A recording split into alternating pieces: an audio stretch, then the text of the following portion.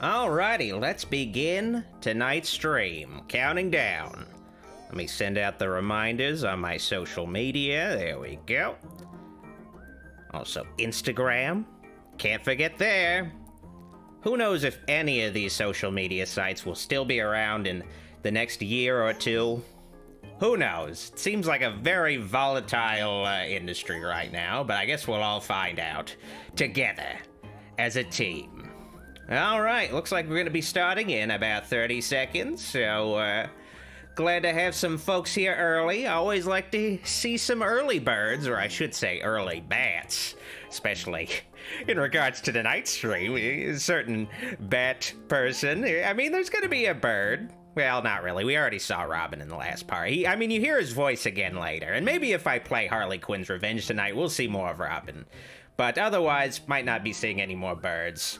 Oh well, anyway, let's begin. But first, I have to honor Kevin Conroy. Rest in peace, Kevin Conroy, the definitive Batman. My Batman, the voice I hear in my head when I read a Batman comic. His loss, it's really hard to fathom, like, the impact he has had on people over the years. He's just, it's just one of those things where I took him for granted. I thought he would always be the voice of Batman. And now that he's not around, I can't imagine anybody filling his just gigantic bat boots. It's very sad. But we'll be honoring him tonight with Batman Arkham City Episode 2. Not really a great honor, but he's gotten some really great honors in the past few weeks. So, I mean, it makes up for it, I suppose.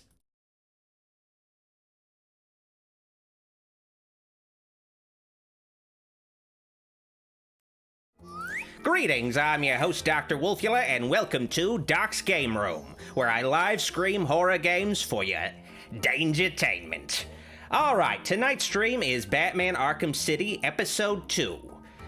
Tonight, I'm going to be continuing where I left off. In the last part, Batman essentially got abducted and is trapped in Arkham City. The Joker poisoned him. He's now got Joker's venom in his veins. The thing that's killing the Joker is also killing Batman. So now Batman has to seek out a cure. And he needed Ra's al Ghul's blood. He got Ra's al Ghul's blood. Now he has to take it to Mr. Freeze to make the cure and save all of Gotham. So, anyway, before we begin, though, just gotta let you guys know, I finally finished my Nightmare on Elm Street 4 The Dream Master review. It is in early access. Link in the description if you're interested in checking it out. Alright, and also I'm going to be having a movie night double feature tomorrow night of Black Christmas the original and the remake, so if you want to access some early access, watch a movie night with me, consider supporting the Patreon. Anyway, let's finally begin. Batman Arkham City Episode 2, and I need to have the game open. Whoops. It's been a while. Very clearly, it has been a while. But I'm getting back into it. I'm getting bat into it. Okay, that doesn't work at all. Getting bat into it? Brandon says I used to play the Arkham games. They were the best. I agree. They're basically among my favorite games ever. Not just Batman games or superhero games, just my favorite games of all time. I've replayed them countless times. Know them like the back of my hand. Will commence in 2 hours. And as Hugo Strange said, Protocol 10 is beginning soon, very soon. We're going to find out what it is firsthand, for sure. And Xavier the God has a super chat. Doc, can you play Batman Telltale after Arkham? We'll see what I can do. It seems like this stream is having some issues. It seems like there isn't a lot of viewers tonight. Let me double check. Like, afraid there's, like, some kind of technical issue. Okay, I mean, yeah, not a ton of viewers tonight. It is what it is, though. It is what it is. Game stuff is never my most popular thing, but a lot of people were asking me to finish off Arkham City, so I'm here to do it either way. Finally get it out of the way. Oh, shit, I didn't even see that guy. Damn. Was not paying attention. Should not have been looking at the chat. Gotta fight. Yeah, it's been a while. For sure, I need to get down there and take out the guy with the dampener. Damn it. You hear me? Wake up! Gary has a very generous super chat just saying, I love you, Doc. I love you too, Gary. I love you a lot. Damn. Thanks. All right, okay. I just gotta focus on this one guy. He's making things hard for me. Basically, these guys... Oh, shit. Okay, I might as well restart. I started off on the totally wrong foot. Just like not... My head is just not in the game. Damn. Just might as well restart. Holy shit, that was bad. In 2 hours. I didn't even let myself die. I probably should, but I'm just like, it's futile. It's futile. I'm just gonna watch myself get killed. Gotta get my head in the game. I'm embarrassing myself tonight. Wait, regroup, and then head into the tunnel to take out the rest of them. Can't wait. It'll be a regular turn. Alright, looks like there is essentially a goggles guy. Bang! And the dampener guy. But theoretically, now that guy is not looking my direction. I should be able to take this guy out safely. Then our job is even easier. Okay, that went fine. Alright, now I can see shit. When the guys have the dampeners, I can't use my detective mode, and that's not good. That's definitely not good. Nicole L. has a super chat. A 2-year member now, Doc. You need to marathon stream Atari 2600 horror games. I have played the games on the channel before, but I would like to revisit them and make some better showcases. But for now, I do need to focus on non-gaming stuff. Damn, it's not cool. Gotta make sure I get all that stuff out.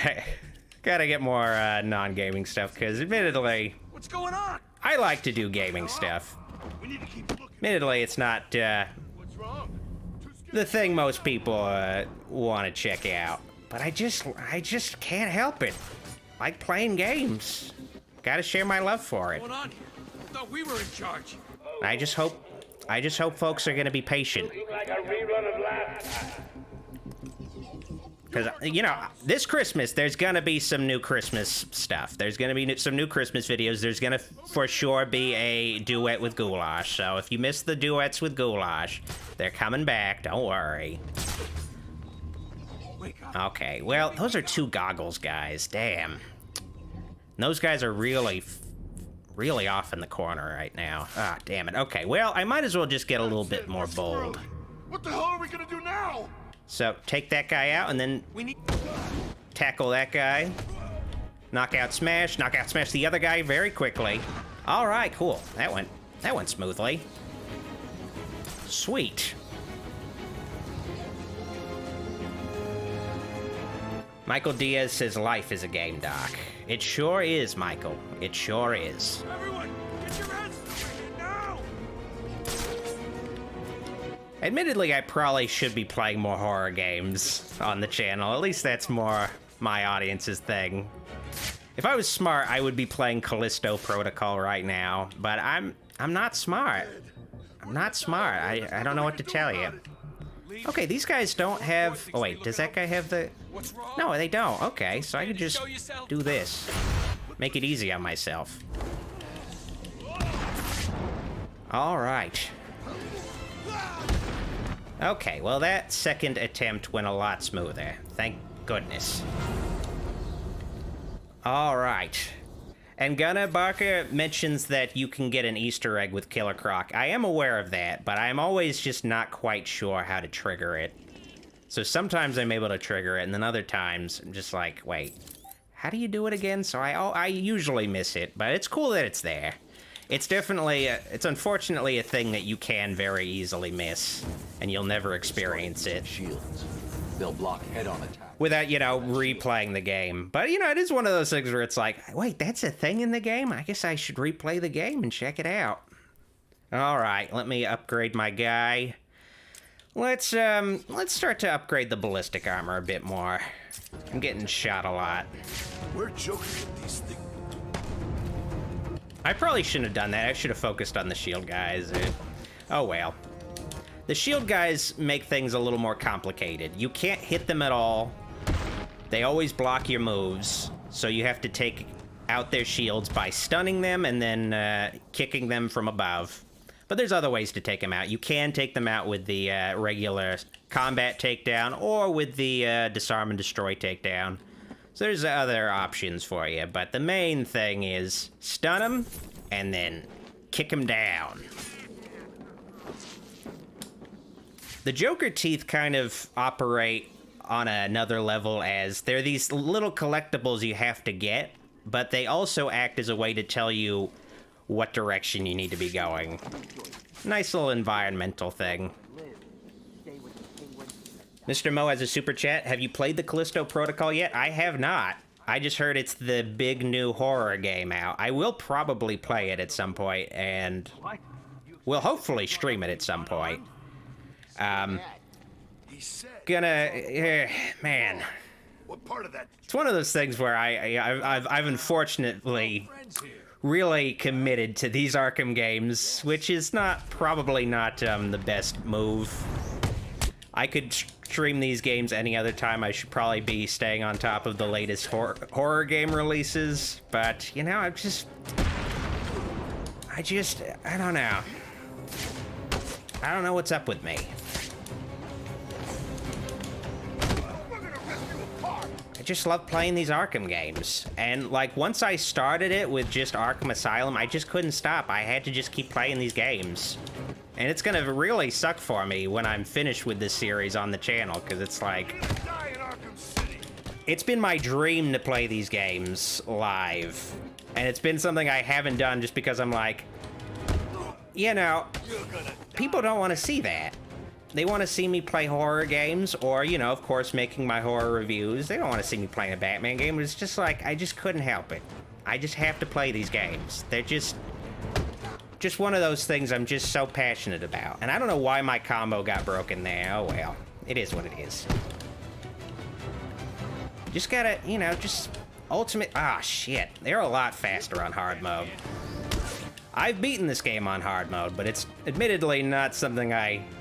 Why didn't he punch that guy? Sometimes Batman will just really fuck up. Oh my god, that guy just flew. It's actually acting really buggy tonight, I noticed. I guess the PC version. What the hell? I started my punch lock. Alright, dude. It's acting all buggy on me tonight. Ugh. It's just not my night to play Batman, though. Maybe it's a sign. Oh well. I beat the room. That's all that matters. Do you realize? And good evening to you, Paul's Hangout, and Brian Sorbo. Good to have you here. Tell you what I know. Michael Diaz says, favorite Batman crossover? Favorite Batman crossover? I gotta go with Scooby-Doo Meets Batman. New Scooby-Doo movies episodes. They did like 2 episodes where they met Batman. That was a big deal. Because I think that was around the time... I think it was before Super Friends was a thing, and Hanna-Barbera was testing the waters, making superhero cartoons. So that was a big, I guess, like, alright, we gotta introduce these kids who maybe didn't watch the Adam West Batman. Give them this, well, they probably did. Well, give them a taste of our animated Batman and see where it goes. And, you know, the Scooby-Doo version of Batman was basically what Super Friends ended up being. Okay, I'm going the wrong way. It's like... Oh, yeah, it's this way. No, wait, no, it's not this way. What am I doing? Okay, yeah, it's up this way. Damn it. I totally missed this turn. Does it? No, it doesn't. I don't get it. Why would Strange arrange for the mayor to be sent there? Scrub that. How the hell did Strange even manage to have the mayor arrested? I don't know, Barbara. So, essentially right now, Find out. the mayor of Gotham City, who is, of course, corrupt, you know, it's Gotham City, the most corrupt place ever. And, you know, politicians tend to be corrupt anyway, you know, maybe 10 out of 10 times politicians are corrupt. Does what I want. But the interesting thing about Quincy Sharp is that he was the warden of Arkham Asylum, and Leave me alone! he was always, I guess, intended to take over Gotham as the mayor, as basically a figurehead for the mysterious Hugo Strange to take advantage of in order to build this new Arkham City and enact Protocol 10, whatever that turns out to be. But now I gotta save the mayor. Honestly, let him die. Actually, between the events of this game and Arkham Knight, Quincy Sharp, supposedly, I guess maybe it might have been predicting Epstein or something, but Quincy Sharp is discovered to have seemingly killed himself, but it's possible that he just knew too much and was just killed off, you know, so Quincy Sharp didn't commit suicide, but anyway, I saved him, so he's still alive as we're speaking right now, though. Please, no! But he's dead between games, for sure. I want to know all about Strange. Rest in peace, Quincy Sharp. I'll tell you everything. Strange came to me back at the asylum. I wonder if he ever, like, got introduced to the mainstream continuity. Probably not. Things happen. I do think Aaron Cash, Quincy Sharp would be cool to see in the mainstream continuity. Do need to bring more of these obscure game characters into the continuity. Actually, no, they introduced a different version of the Arkham Knight in the mainstream continuity, so, you know, I guess they've delved into that a little bit. All I had to do was set up Arkham City and put Strange in charge. It made perfect sense. The scum of Gotham needed to be punished. Gary says Doc playing Fallout New Vegas mods, Dust or Obscurum would be neato. I mean, I'd be more into just playing Fallout New Vegas itself. Enjoy your legacy. I suppose it's something where I do need to reopen my Twitch more if I want to play these non-horror games, just because I feel like it's just going to go overboard. Just going to be really alienating folks even more. Because, you know, I'm aware doing something like this kind of alienates my core fan base. I'm fully aware of it. You need to get that blood to freeze now. I will. I'm always iffy about this kind of thing, but, you know, I fucking love Batman and these Batman games. I just can't help it. I'm sorry. It's the same thing with, like, I'm aware that the Scooby-Doo content alienates, my fan base, too. I mean, that's, like, always been a barrier for me. As far as, like, getting Batman for a while. bigger audience is I always manage to alienate people. Like, I always manage to just make these choices that just, like, scare people off, where it's like, oh, I thought this was, like, a hardcore horror channel. He's, like, reviewing Scooby-Doo episodes and shit. What's up with this? With that, I thought we were friends. But, you know, And all that. just gotta be real, you know? I just gotta be real and like the things I like and share my love of it. I mean, the horror stuff, it's always gonna be the main thing. With the walking iceberg. But, you know, just gotta be real. That game. Try and get back to that double-crossing snowman in the GCPD without my guys blowing your point. Gary says Obscurum and Dust are pretty horror-related. Okay, I mean, I guess there's that. I mean, I would be interested in streaming Dead Money, because that's very horror-heavy. And it's basically just a survival horror thing. Now, man, fucking YouTube with its pop-ups. Like, it's telling me to put an ad here. I'm like, no. Okay, so ATM has a super chat. Can't wait for Renfield with Nick Cage as Dracula. My favorite version of Hugo Strange is the one from the Batman 2004-2008. BD Wong did well, too. Oh, yeah. Oh, yeah, I forgot BD Wong played that version. And I remember... I'm trying to remember who played the Hugo Strange on the Batman cartoon. Remember they went a little bit more... They made him a lot more Asian. But then again, I guess I guess that's just the art style. All the characters in that guy's art style kind of look a little Asian. But I remember, like, a famous voice actor played... Damn it, I'm trying to remember, like, but he passed away in the middle of the show. I wish I could remember, damn it. But yeah, I do wish Hugo Strange appeared more frequently, but I guess my favorite portrayal is just the one in the animated series.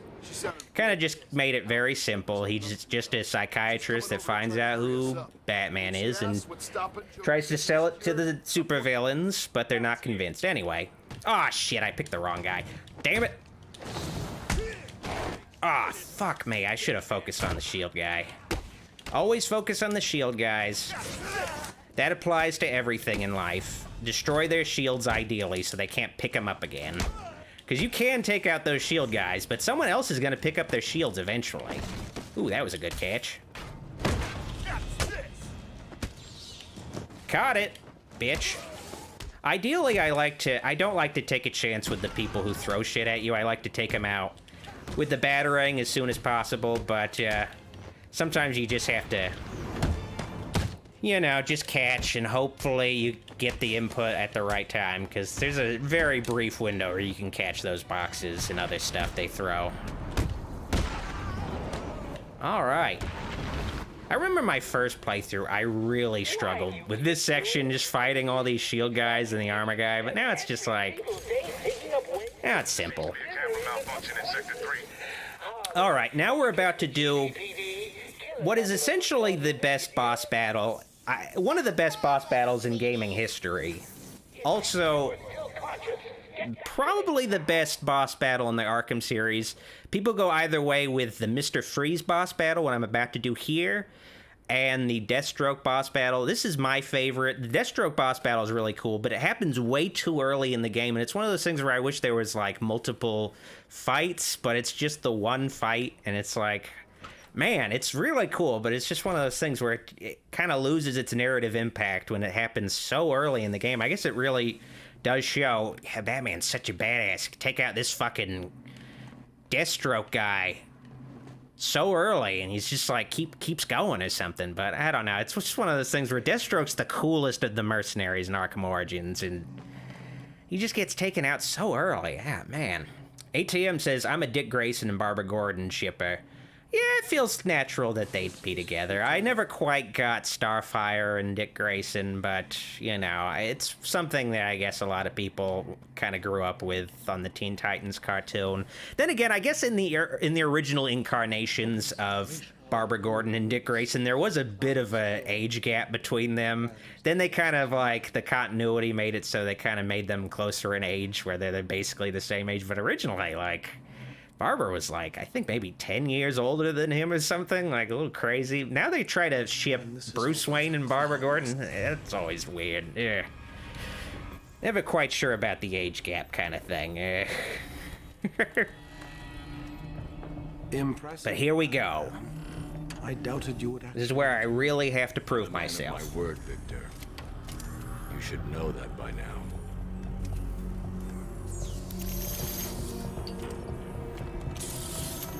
My video maker says, I think Tim Drake is the best Robin out of all of them. Yeah, I mean, he's a self-made Robin, so he's got that going for him.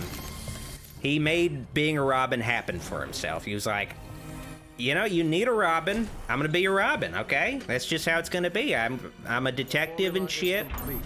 I learned acrobatics myself, you know. I'm just need you to train me some more, but, you know, I'm basically your Robin now. So you just gonna have to live with it. You know, yeah, he's definitely probably the best Robin. Batman, you have given me your last order. This is not... Without him, there would be no Robins going forward, I suppose. The clown has my wife. Bring her back to me.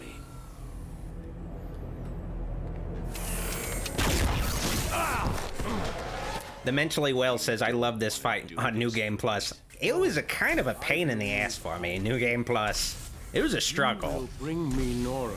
Now, you know, I can do this fight in my sleep, but honestly, it was a struggle my first playthrough, too. Like, very challenging. The interesting thing about this boss battle is it's essentially a Predator map.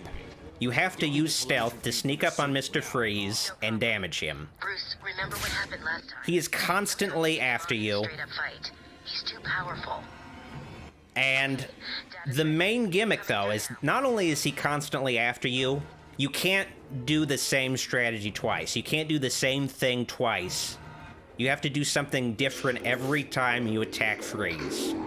So it becomes very tense. You have to, like, figure out what in your environment you can use to your advantage to take this guy out. And, you know, eventually you're kind of left with some, like, not so great options.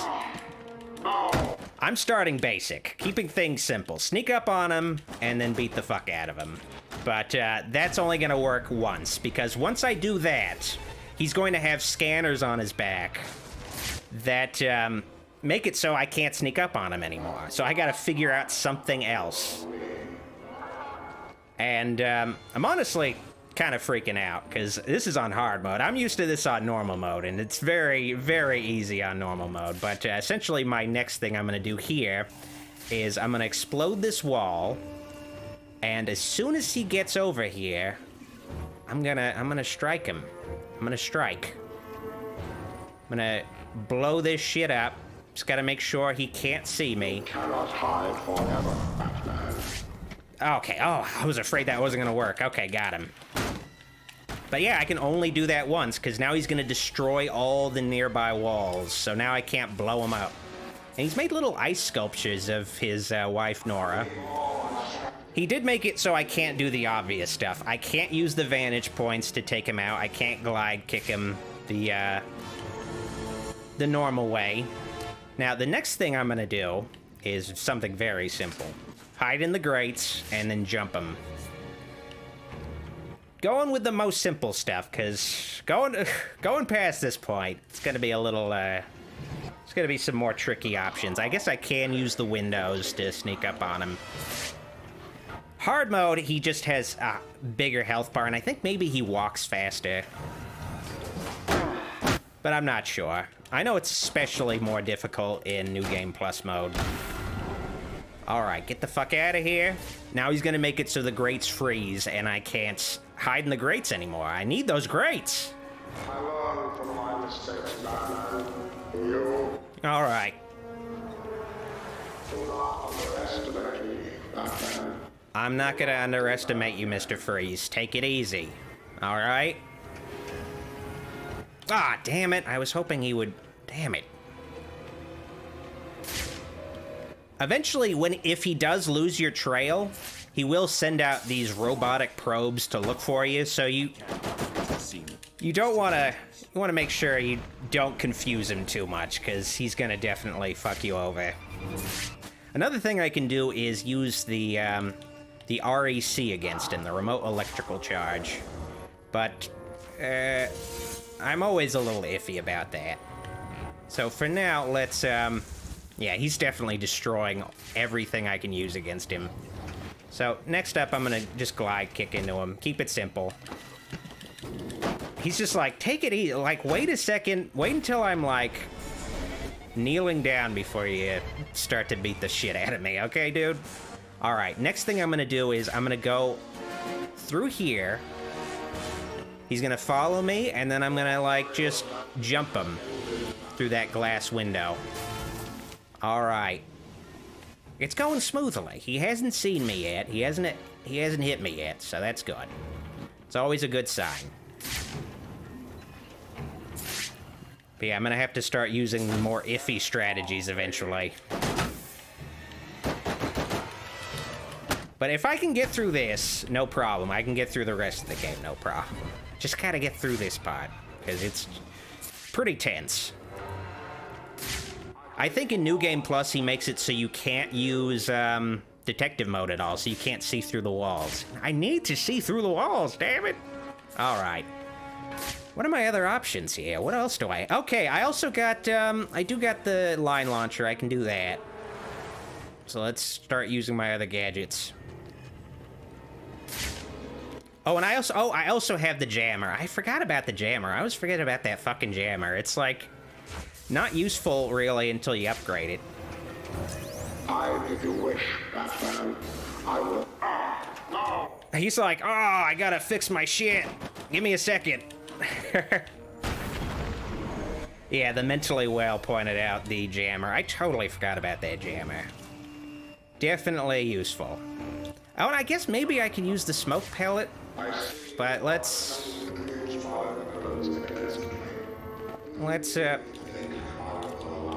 make sure maybe I can use the batarang, probably not. Let's just use the line launcher, keep it simple.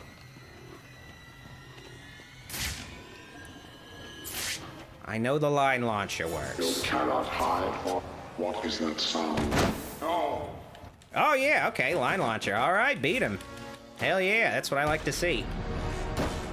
Alright, time to beat the fuck out of Mr. Freeze. I always love this. Oh no, Joker! What the? Oh man, I shouldn't have smoked that shit. Oh, dear lord.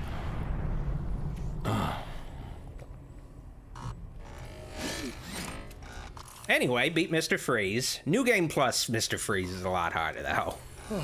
Much more of a pain in the ass. This was comparably easy. I guess that could be a hook I could to replay this game and the other ones, is New Game Plus mode. That's a bit different. Captain Leviathan says, Mask of the Phantasm is my all-time favorite Batman film. Yeah, if we're counting animated movies. Harley Quinn took it. Definitely, What are you waiting the Mask of the Phantasm is for? the Go and get best. it back. The clown must pay for what he has done to us. Exclusively live action, it's Joker's got the tough to steel call, locked but down. if we include animation, definitely Mask of the Phantasm rises above the rest. I've been working on a new projectile system. Maybe these will provide the edge you need. I promise you, Victor, I will find Nora. But yeah, in case you're not familiar with New Game Plus, in this game, you have... Essentially, the game is harder. The configuration of enemies is totally different. You'll get harder enemies earlier in the game. And you'll also have the benefit of having all your gadgets, though. So you have that going for you. So it's a harder mode, but, you know, you got all your shit. Man, why is this... I don't remember this place being so fucking foggy. I don't remember this at all. Anyway, let's get the hell out of here.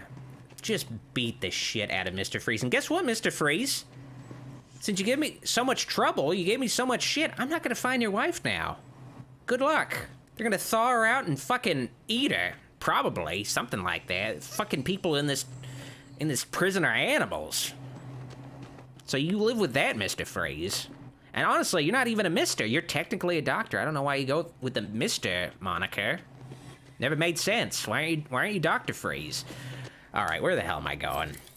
Let me look at the map. Oh my god. All right, now I know where I need to go. It's so fucking foggy. I don't remember it being this foggy. It's so hard to get my bearings. Anyway, I know what I'm doing now. And ATM, welcome to Doc's Movie Night. Thanks for the support, and I will see you tomorrow night for Black Christmas double feature. All right, Shockwave Attack. I don't really want that. Let me think. Combat armor. Let's be safe. Let's be safe. Let's be safe. Get the combat armor for now. I'm really just falling back on the health upgrades, essentially. I hope a helicopter doesn't explode. Oh, no. Oh my god. Our mystery caller was... Oh, and it's Vicky Vale, too. She needs to butt out. Is he really? Hello, Gotham, it's me. I'm afraid Miss Vale will soon be leaving the airwaves. Oh, shit. Apologize for this. Where is the rocket launcher guy, anyway? Part of me likes to think Joker actually just shot a rocket launcher at Vicky Vale, like, just clear across town. Just the greatest shot ever with a rocket launcher. Just... I don't know if you can hear me. Because I don't see anybody holding a rocket launcher nearby. It had to have been the Joker. Anyway, gotta save Vicky Vale. Again. Wait, I haven't actually saved Vicky Vale yet, but, you know, he fucking saves Vicky Vale all the time, anyway. Oh. If anyone can hear me, send help. And that's Grey Griffin, basically doing her Daphne voice, which I guess is her regular voice anyway. This bitch is mine. I remember that was... How did he know I was here? He just turned around suddenly. What the hell was that all about? Damn it. Man, I'm just noticing, like, the AI is just really The roof of the Kirshen building has gone inconsistent quiet. tonight. They've all left, or someone has taken them out. Anyway, let's take out the 2 remaining snipers. Can't see it. They didn't really do snipers that often in this one. They did it a lot in Arkham Asylum, but they kind of took it easy on the snipers. Shot. Just keep pointing your...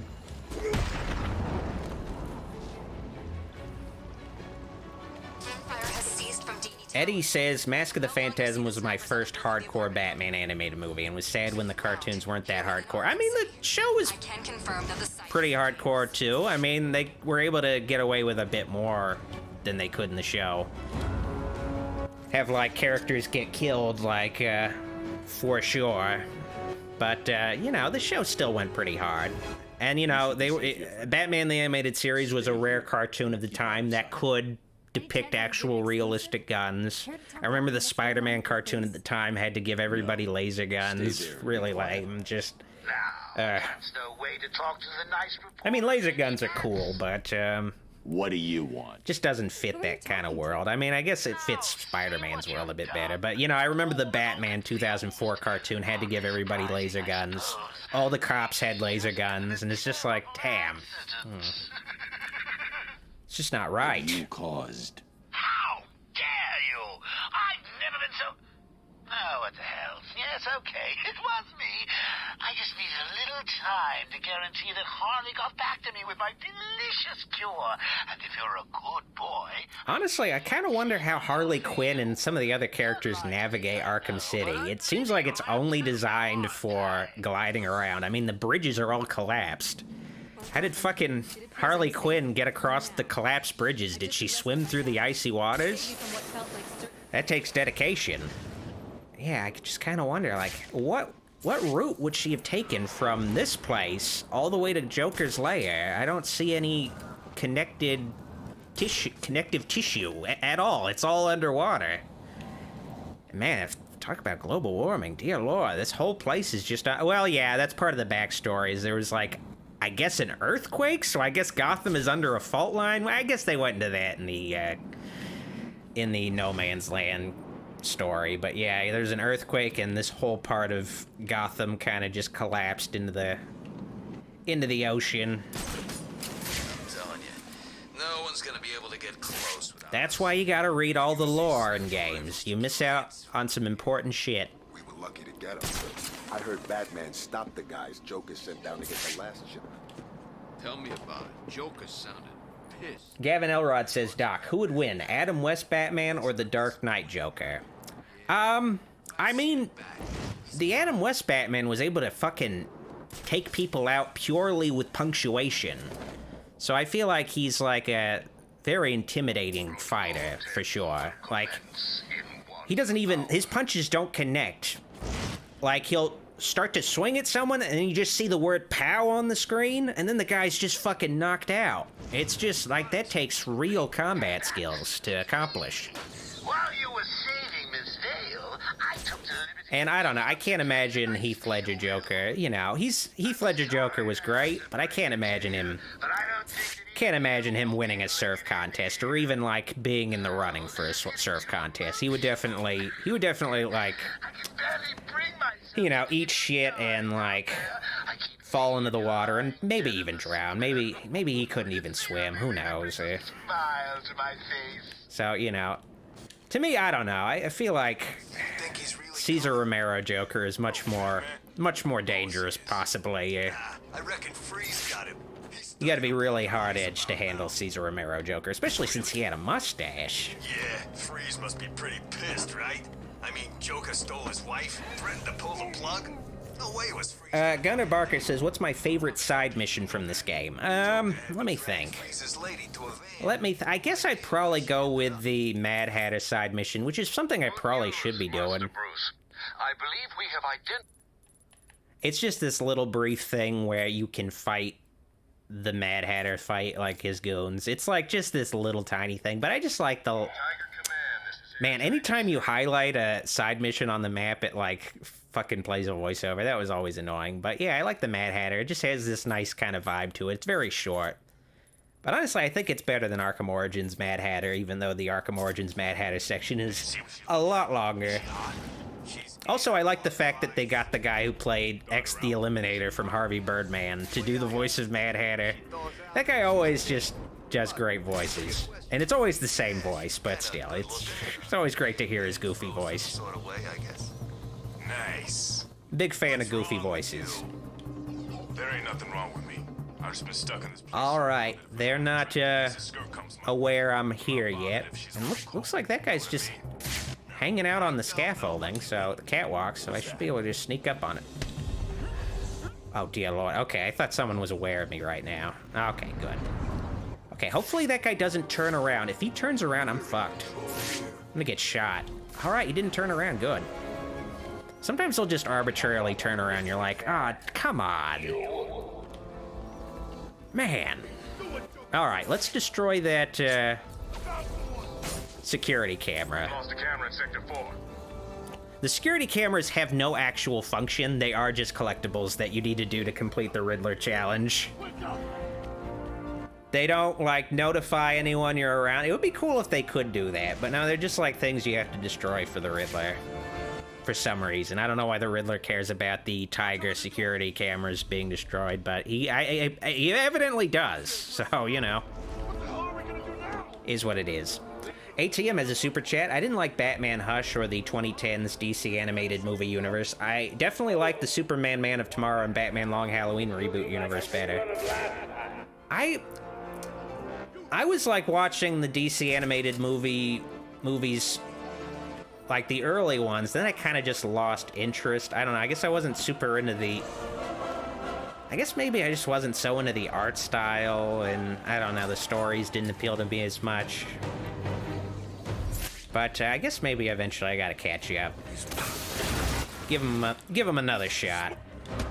I guess, honestly, it's always just, anytime I hear a Batman voice that is not Kevin Conroy, it's always just a little weird. I don't know, in a cartoon, it's just a little odd. Alright, this is the last guy. Oh, that was easy. Very disappointed in you boys. Really, you're all dead to me now. I like the little circus bears on the balancing on the balls. It's very cute. All I asked was that you stop the stupid Batman. I managed to get a syringe of my blood in his neck for God. Gavin says, I was able to beat Riddler in all the Batman Arkham games. Me too. Arkham Knight was probably the biggest pain in the ass. Just so many tedious... Honestly, it's kind of surprising. A lot of people hated this game's Riddler challenge just because there was 400 Riddler trophies and other shit you had to collect, but I honestly like this one's better than Arkham Knight's just because some of the things you had to do, like the Riddler races and all that other shit, just so tedious. And also it sucked because you had to do that stuff in order to finish the story. So it's just... It just totally killed the pacing of Arkham Knight, in order to get the full story, having to do these Riddler collectibles. It's so much better in this game because it is just this optional thing. You don't need to have a complete story at all. Like, I don't know, it's just, I just didn't like it. Anyway, we have the Freeze Blast, which is, which I don't really need to even highlight it in the menu. I just felt like showing it. But essentially, its main purpose is making these little ice boats that you can use to navigate rivers, essentially. So I got a duck. It's a little weird. It's very Legend of Zelda-like. When you get into these kind of sections, you're just like, why is Batman doing this? Why isn't he, like, figuring out some other way to navigate? Know what Protocol 10 is. Why am I doing that? I just do the quick fire back claw. Anyway, let's keep going. To stem the use of illegal weapons within the prison. Weapons he provided. This was his plan all along. It certainly looks that way. He made it sound like the inmates were planning a mass... I do like Roger Craig Smith's Batman. I'm surprised he never got really brought back very often to play Batman. I think Troy Baker's also okay as Batman, but I prefer him playing Joker. I would be fine if they ever made another Arkham game just to bring those two back. I'd be fine with that. I like Roger Craig Smith's Batman. It felt like it was natural to go with Roger Craig Smith as well, just because... To me, Kevin Conroy is a really great, experienced Batman, a mature Batman, a Batman that's, like, been around for a decade or more, but he's not really great playing an inexperienced young Batman, so it was natural to bring in a younger guy to play that version of Batman. Because I honestly don't really imagine... I imagine Kevin Conroy in, like, standard Batman stories, but I don't really imagine him being the voice of Batman in Batman Year One, necessarily.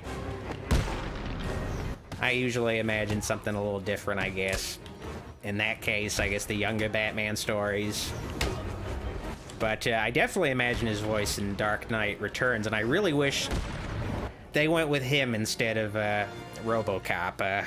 They got RoboCop to play him in that. You know, I would have preferred Kevin Conroy. Damn, Derek M., thanks for this very generous super chat. Happy holidays and Merry Christmas to you. I did Arkham Knight first, so playing the previous games was nice.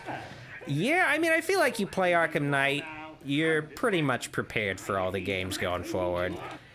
Honestly, Arkham Knight, I think it's honestly the game I have the hardest time with.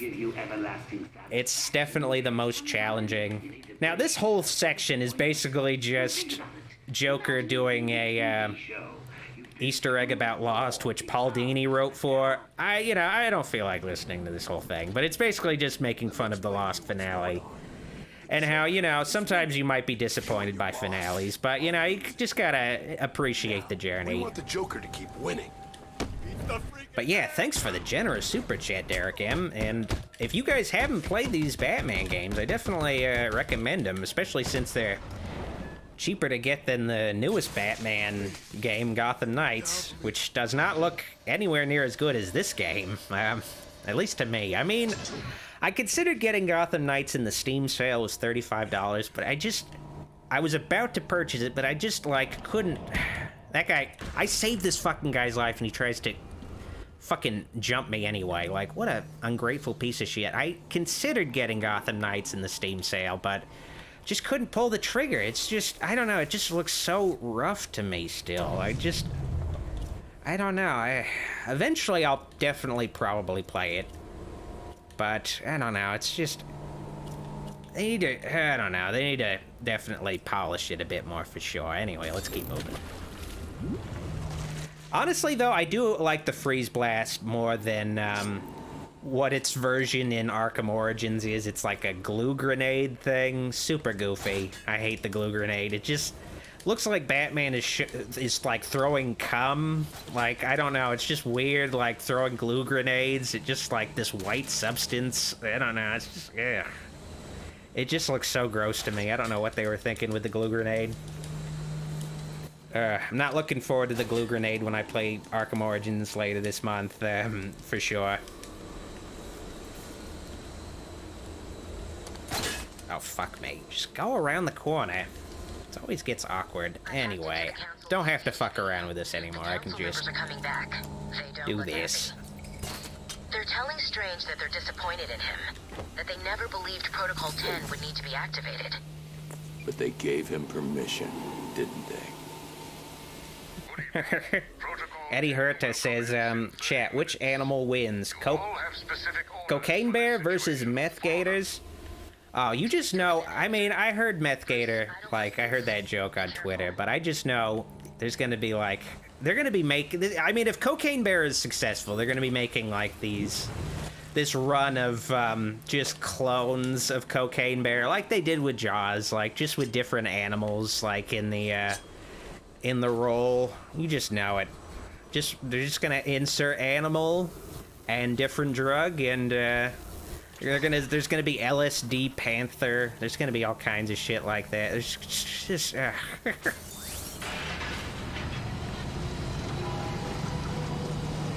But I have LSD Panther copyrighted, so no one can do that one. I don't think anyone is planned. Oh man. Okay, I should have threw it closer. Xavier to God has a super chat. Doc, I'd say Batman Under the Red Hood is the best animated movie. Also, I used to get confused if he was Mr. or Dr. Freeze. Yeah, Batman Red Hood is definitely up there for me. I definitely enjoyed that one. And I like the voice cast well enough as well. Definitely a good adaptation of that Red Hood storyline. Definitely a more, I guess, straightforward, coherent adaptation, because that Red Hood story kind of goes all over the place, sort of. But, yeah, I do think it never, I guess, I don't know, the Mr. Freeze name was something that he was always Mr. Freeze, and his origin totally changed over the years. It makes more sense for him to be Dr. Freeze now that his modern origin is he is like a cryogenicist, scientist, doctor guy. Never made sense why he's still Mr. Freeze anyway. Why he would be call me Mr. Freeze. Maybe he forsook his doctorate. He's like, no. I mean, I'm a man of science still, but I've done many wrong things in the pursuit of saving my wife, I have to admit, so I can't go by Dr. Freeze anymore. Oh, shit. Oh, man, usually I grab that before she swings it. Damn it. It's all right. You're safe. Oh, well. You're lucky. Honestly, Batman should have beat the shit out of her for trying to swing at him. Takes a swing at me with a pipe, they don't get the chance to apologize. What's been happening? I did what you said. I stayed out of sight and kept an eye on what they were up to. They've been placing things on the floor. Tobers says, you played Callisto Protocol yet? Sounds like Joker's trying to stop. He says, I'd say save your money. It's sadly very dreadful and not in a good way. I was super disappointed with it. Has the same combat as Silent Hill Homecoming. I've heard people liked it, but the main criticism I've heard about Callisto Protocol is it doesn't perform well. At least on PC. I don't know how it is on consoles, but I just saw, like, it, like, just runs like shit on PC, so I definitely wouldn't get it on PC. And I guess maybe if you got it on PC, definitely, I can understand being let down, because it looked rough. Of course she did. I mean, look at me. And, you know, that's an unfortunate thing. Proximity mines. PC version usually gets the shaft because it's, you know, the PC format, it's the most widely rife with piracy, so there's just like an unfortunate feeling by developers of like, well, let's not even bother with it. But it's like, people are less likely to pirate a game if it like runs well on PC, so, you know. It's a double-edged sword. These henchmen are discussing the toxic relationship of Harley Quinn and the Joker, but I have no time to listen to it. I've got heads to crack, okay? I found someone! Alright, looks like just 5 guys. Wow, 5 guys, burgers and fries. Ben F says, are you going to check out the movie Cocaine Bear? Oh, for sure. I'll watch it sometime. Honestly, though, I didn't even watch the whole trailer. I kind of just skimmed it. Kind of got the gist, but definitely see it when it comes out. I feel like, honestly, I guess I didn't watch the whole trailer just because I felt like, all right, this is the kind of trailer that just gives away a lot of shit that happens in the movie. And it looks like a crazy movie, so it's not something I want to have a lot of stuff spoiled. Where's he gone? Ideally. Tell me where he is. Oh, you want to hide? Here you are. What the hell? Why did he do that? He was supposed to... Oh my god, stupid. He like did this thing where he... What? Oh, instant death. Damn. He was just supposed to land near him, but instead he did like a thing where he dodged him for some reason. I don't know what happened there. Damn, I've never died in this room before. That's a first. Wow. That was not supposed to happen. And rest in peace, Ray Liotta as well. His final role is Cocaine Bear, I assume. Then again, sometimes, like, I don't know, some stars will have, like, just... Armed with proximity mines. Their final role is, like, a random independent movie that took, like, 10 years to finish because they died or something. Like, it's always... Sometimes you'll have that kind of awkward situation, because I think, God, man. I mean, who the hell wants Harley? I don't know. I might be mistaken. Trying to think of another example where it's like... But I just know, like, when Malcolm McDowell dies, there's gonna be like 5 fucking movies that are like in the works after his death or something. There's gonna be a movie that takes like a decade to come out. Makes so many movies. So I guess the same thing with Nicolas Cage. There's gonna be like lots of unfinished movies when they pass away. Everyone, get your asses over here. Sad thing to face, but you know. Oh yeah, I can't do that. Man, I need more disruptor upgrades. Alright, well. Okay, I can at least... Well, okay, that guy is like awkward vantage point, but fire extinguisher. So I can take him out kind of stealthily. Get from over here, I'm sure of it. Okay, thank goodness for the smoke. Honestly, you could see me. I don't know why they couldn't, but I guess just because I was slightly near the fire extinguisher, it was enough. It was more than enough. Damn it, he's out cold.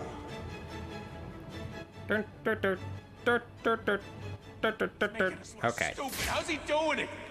Shut the hell up! I mean, you guys make it really easy to make you guys look stupid. Too scared to show yourself? Honestly, I'm not going to be doing the Riddler trophy stuff in this playthrough anyway, so might as well take this guy out next. He's, like, alone.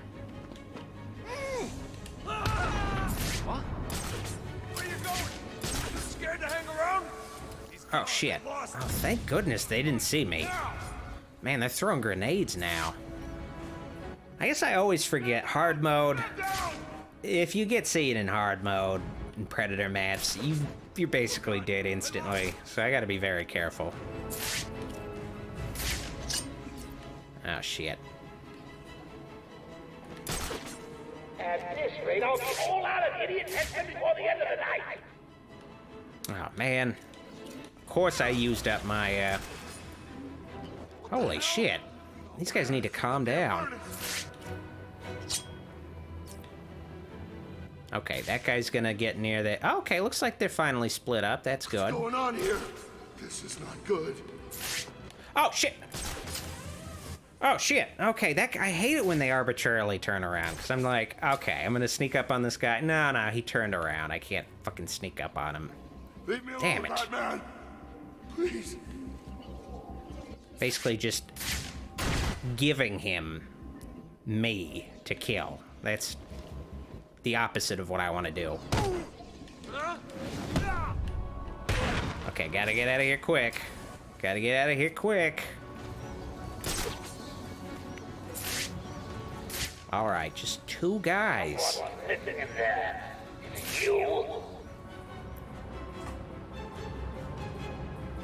Xavier the God says, Nicolas Cage only made a lot of movies / bad ones to pay off debt. I mean, it seemed like he did a lot of movies to pay off debt. But if you read interviews with him, he just likes to constantly work. And he'll be willing to do anything, not for the money, just to be like, yeah, this could be fun, a fun role in a movie. I don't know, just like like, I guess if nothing else is available, if, like, a bigger movie isn't available, he'll take, like, really small fucking indie movies that are just, like, random and of questionable quality, just because it's, like, a job for him to be doing. Like, I guess you could maybe say he's, like, a workaholic type of guy who just needs to constantly be doing something. You know, I think we all can be like that. All need to have some kind of project to be working on, and... you know, something to keep yourself busy. You gotta respect the hustle.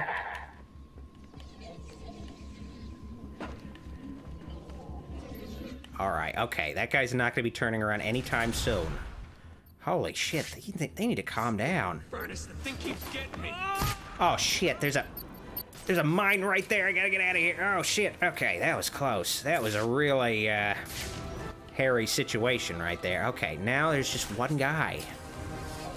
He can still instantly kill me, but at least I have better odds with just one guy. I can glide kick him with much more ease. He's kind of in an awkward position. Hopefully I can glide kick him okay. Alright. Thankfully he didn't go beneath the catwalk, because if he did I would have been screwed. Well, what do you know? You did it. You took them all out.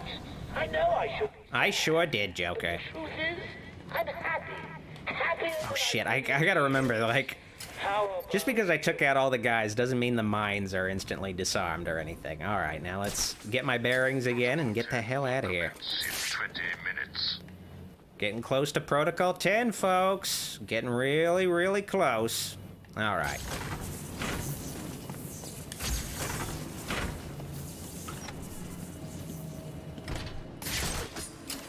I hear you, buddy. How's it going in there anyway? It's all good. I'm in position. Room's mine. Xavier the God says Nicolas Cage was supposed to be Superman. Yep. And, you know, he's a huge Superman fan, so I kind of do wish he got to do it, but probably not the Tim Burton version. I kind of wish a version materialized. I mean, I think he played Superman in, like, the Teen Titans Go movie, but that's not quite the same thing. Honestly, it'd be kind of funny if in that fucking Ezra Miller Flash movie, have multiple different Superman in it, and one of them is Nicolas Cage, just as he looks in, as he was supposed to look in that Tim Burton version. Okay, oh, I almost forgot. This is like the one sequence where you have to hide inside a box. Oh, God. Like this is Metal Gear or something. Weird. That mine must have a fault. Basically, I gotta sneak up on this guy, and I have to use this conveyor belt to my advantage.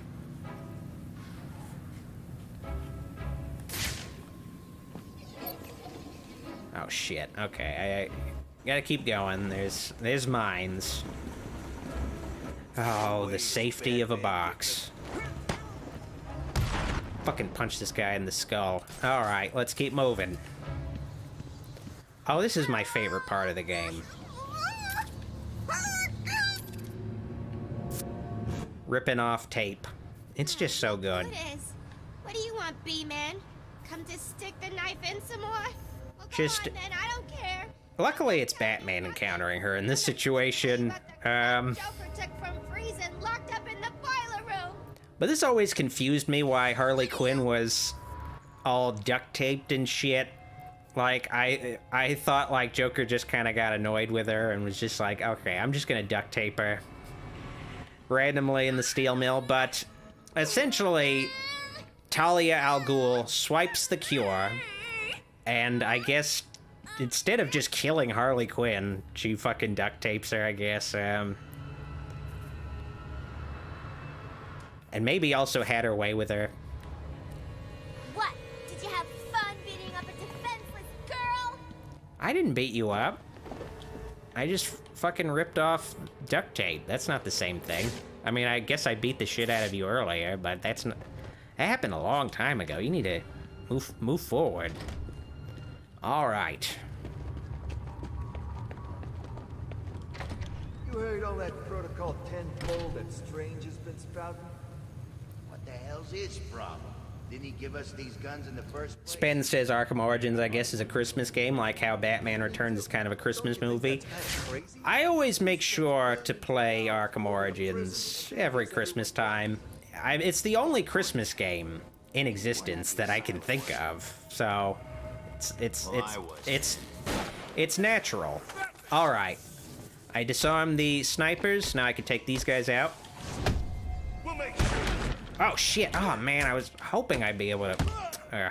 Hopefully the snipers don't get their weapons back anytime soon. All right. Okay. Looks like they're still disarmed. That's always good news for me. Hey guys, how you doing? Oh man, this is always so awkward. That guy's just like, ah, yeah, I'm stuck on this corner. Let's see if I can do this. No, I can't do that. Let's just... I kind of wish they didn't have invisible walls. It'd be nice if you could just knock this guy off. I mean, I guess I could do it right there, but it'd be nice if I could just knock him off the ledge just with a batarang, but I can't do that. That's something that's a solution I liked in the Spider-Man PS4 game. Is anytime, like, Spider-Man can knock guys off of ledges without any problem. There's no invisible wall keeping the guys on the ledges so he doesn't kill them. And instead, like, there's just some kind of, like, little tiny spider gadget that webs them to the walls to make sure they don't fall to their deaths. Nice solution to the no-kill thing with superheroes, you know? You could still have them, like, just knocking fools off buildings without any worry about the consequences. Alright, well, the sonic batarang at this point is kind of pointless. I mean, it has 2 points, but I guess technically it has several more than 2 points, but there isn't really any Predator maps past this point. Let me think. So I don't want that. Oh, wait, actually, there are some Predator maps. I might as well get it. Probably making a mistake here. There's at least 2 Predator maps, actually. Alright, now this is a very easy riddle. They say the more things change, the more they stay the same. Which dummy said this? So yeah, this is Harley Quinn's outfit in the last game, so I guess she still keeps it hanging up. She doesn't keep her original costume hanging up anywhere, though. Protocol 10 will commence in 10 minutes. All right, Hugo Strange, we're getting there. Hopefully I can take out Joker before Protocol 10 can happen. Probably not, though. Probably not. Where is it? Michael Diaz says least favorite Batman villain. Please. I don't know. I'm trying to think of one that I don't like at all, and it's kind of hard to. It's kind of hard to think of one. You only had. I mean, I guess I don't know. I guess Killer Moth is just the most joked about one. For some reason, he doesn't seem that goofy of a villain. Come on. I guess, like, I don't know. Yeah, he doesn't seem that goofy. Getting your ass kicked 101. So, even like a character like Killer Moth, I don't really hate. Just because, I don't know, he kind of brings something to the table as far as kind of funniness.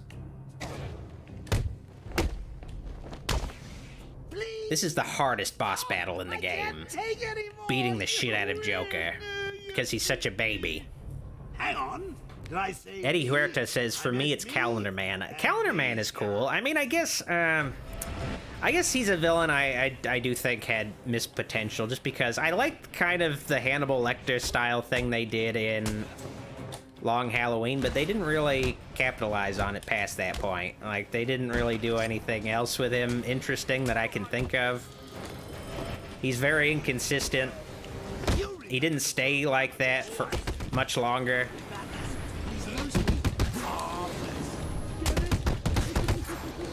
Ah, man, I'm so glad I have this strategy against the one-armed goons. It just makes them so much easier. Just take him out as quickly as possible. I guess maybe they didn't count on that strategy being a thing when... Oh, what the hell? I did press counter. Yeah, when there's, like, multiple guys trying to hit you at once, it can be a little iffy, countering them and also hitting the other guy. I don't know. I guess it was just poor timing on my part, though. I should have pressed counter multiple times.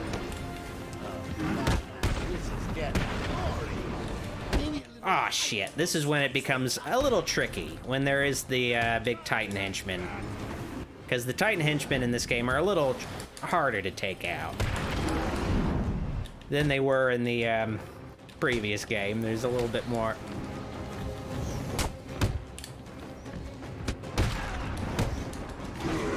But at least they take a while to start charging at you. So at this point, just gotta take out everyone in the room. Of course, Joker is invincible for some reason. I guess maybe we'll find out why he's invincible later. Oh, shit. I could have sworn I started my punch before that guy did, but I guess not. So, gotta take out Joker, make sure he's on... Ooh, shit. Oh, shit! Oh, man, that sucked. Alright, there we go. Alright. Okay. Alright, we made it through. I remember, like, just getting so frustrated with this encounter my first playthrough. Just so mad. Now I can do it fine.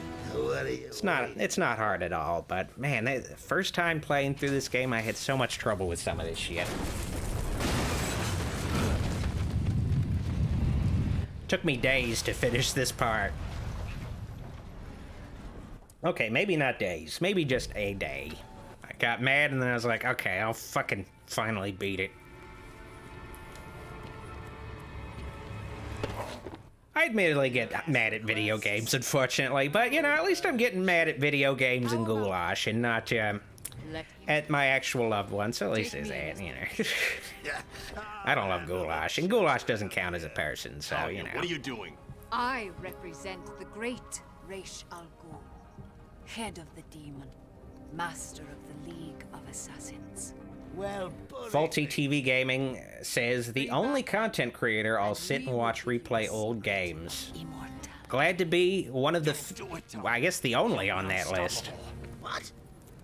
You mean she's telling the truth?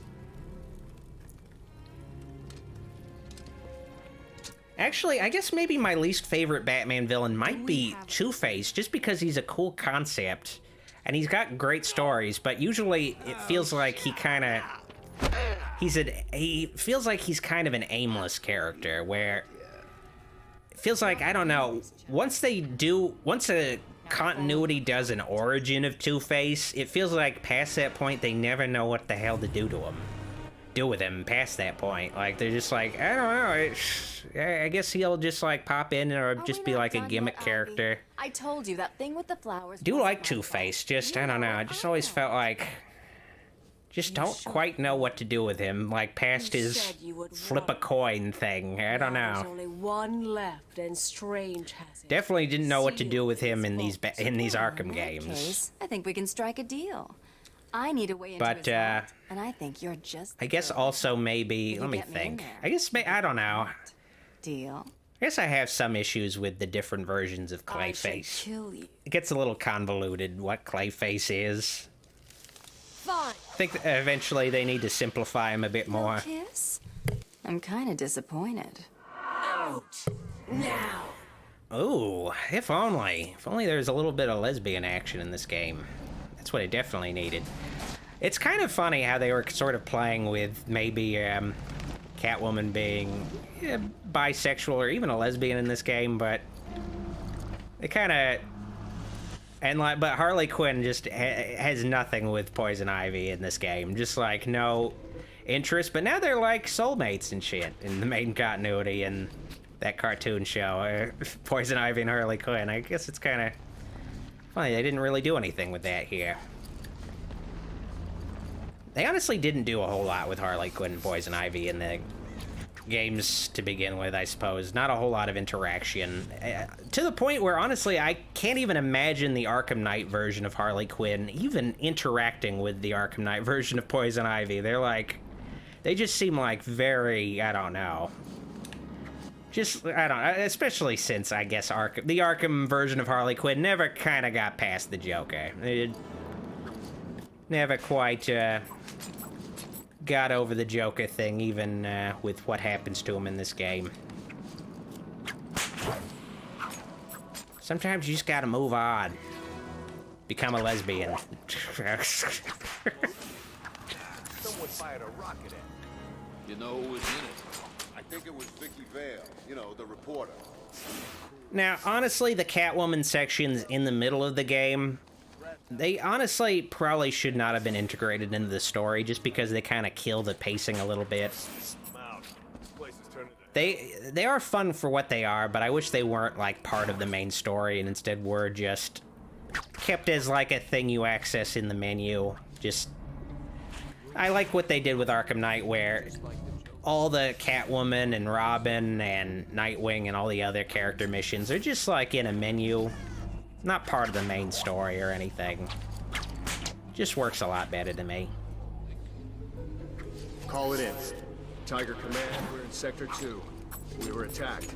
The vault is compromised. We believe the attacker... Mr. Jules says Harley Quinn does have something to do with Poison Ivy in the Arkhamverse. I know they, like, interact with each other in Arkham Asylum and do some stuff in the comics, but in the games they don't really interact that frequently. Especially in Arkham Knight, I don't think they have, like, a scene where they talk to each other at all.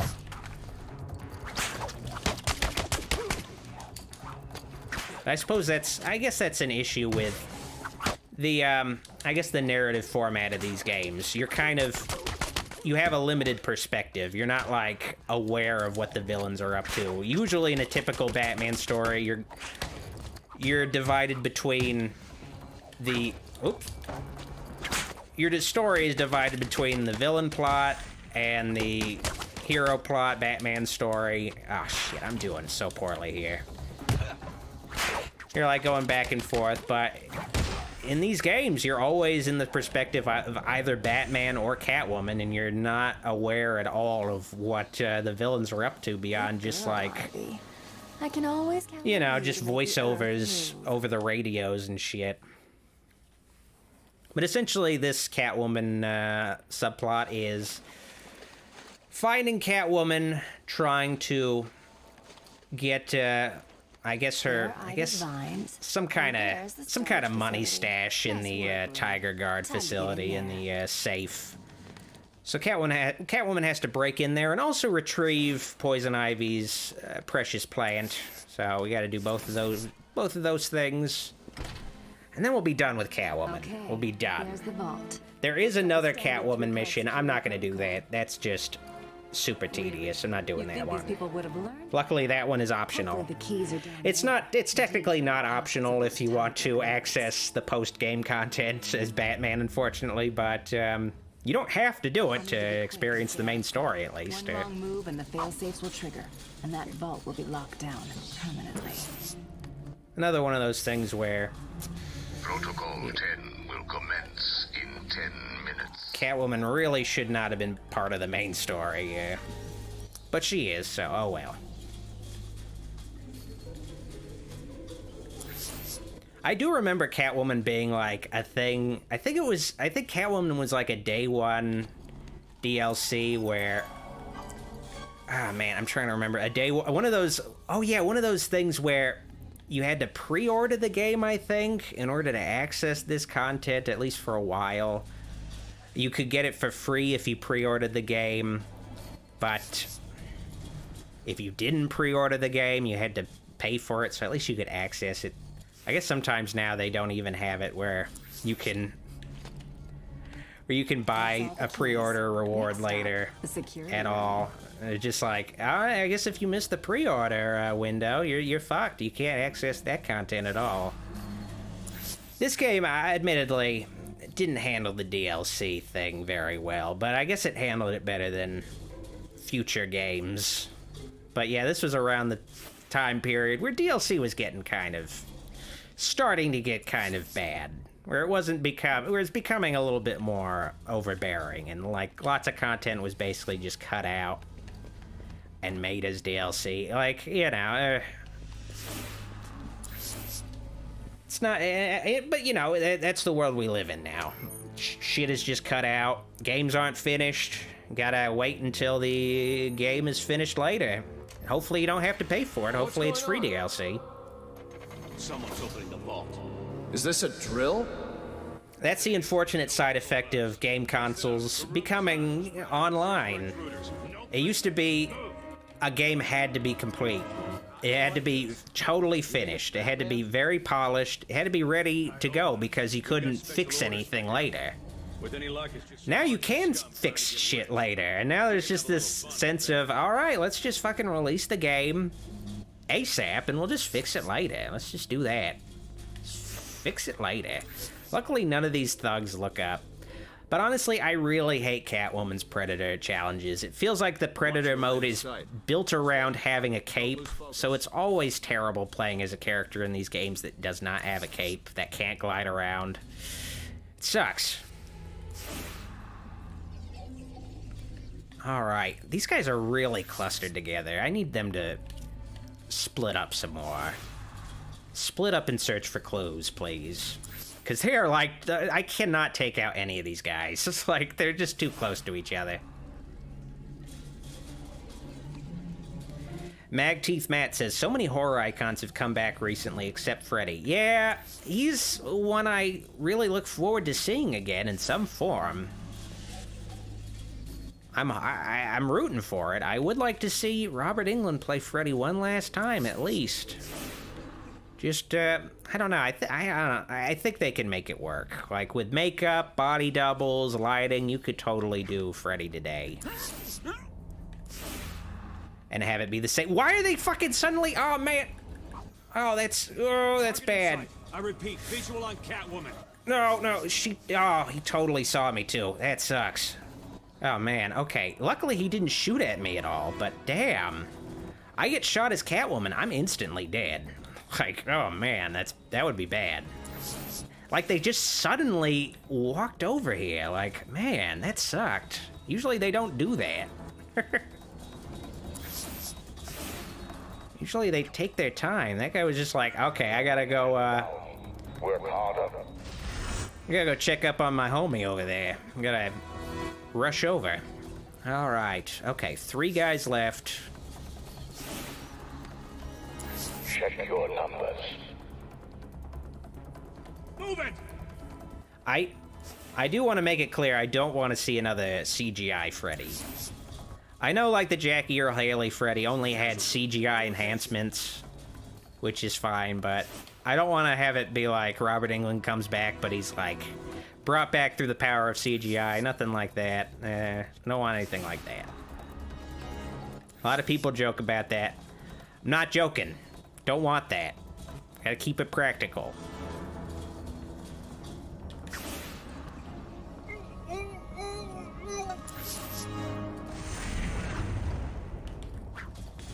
No sign of target. This is Tiger 5-4. Alright, just 2 guys left. Alright, we're doing okay. Batman is in the... And they're splitting up, too. Alright, that's always good news. Good. Because if they were sticking close to each other, then that would be bad. The Batman and the Joker from this Earth. Target is set. Alright, okay. Protocol 10 commence. Understood. Commencing in 3, 2, 1.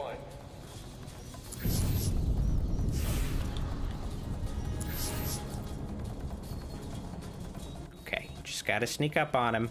It's gonna be fine. It's gonna be okay. Alright. Thank goodness. Alright. Okay. Alright, that went pretty okay. But yeah, Protocol 10 is starting. Wonder what it's gonna be. Anyway, I don't know. Gotta go straight to the, straight to the vault. Open it up. Luckily, it opens by itself. Don't have to have an animation where she slowly opens it up. Ethan Hart has a generous super chat. Thank you, Ethan. Hey, Doc, I saw that you got the new 4K Halloween releases. Do you regret spending those millions on that Halloween Blu-ray box set last year? You know, I probably do. But I guess the funny, ironic thing is,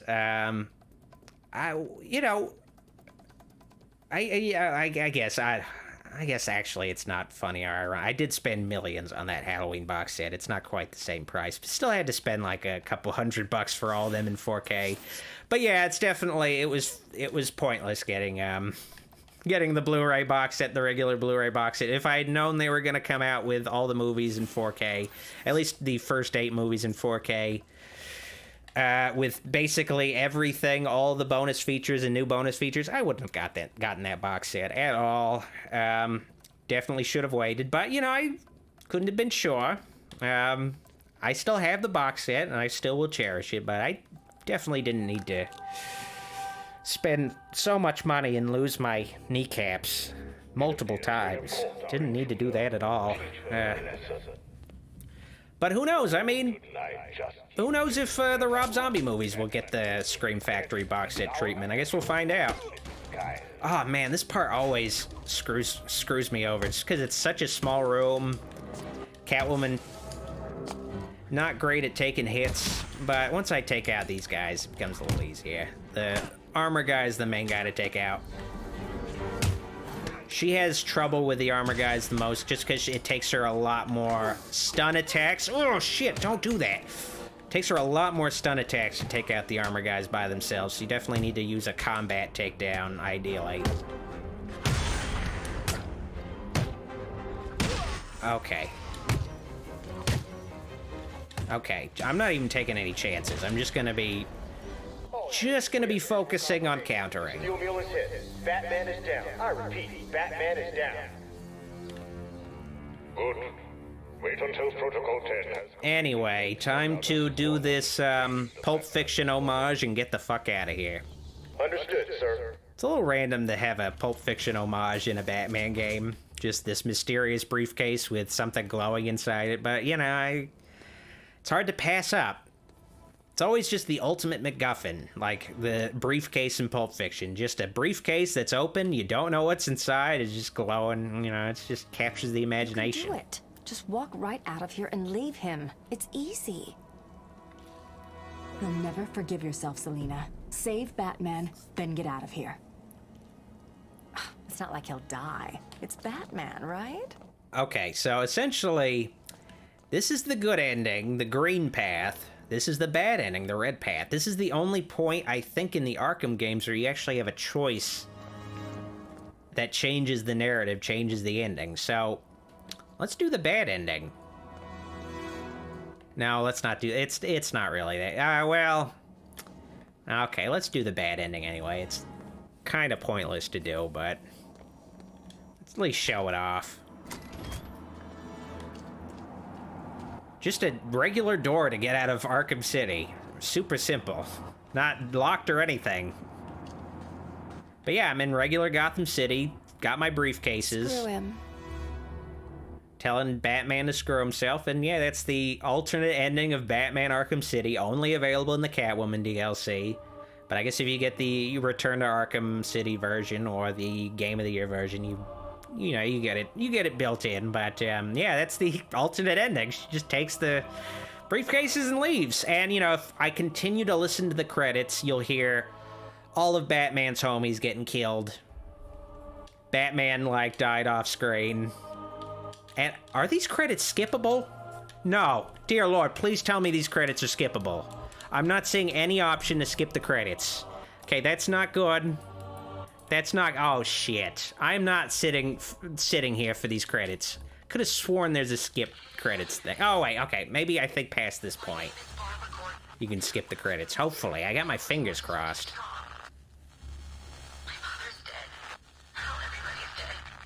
Oh, damn.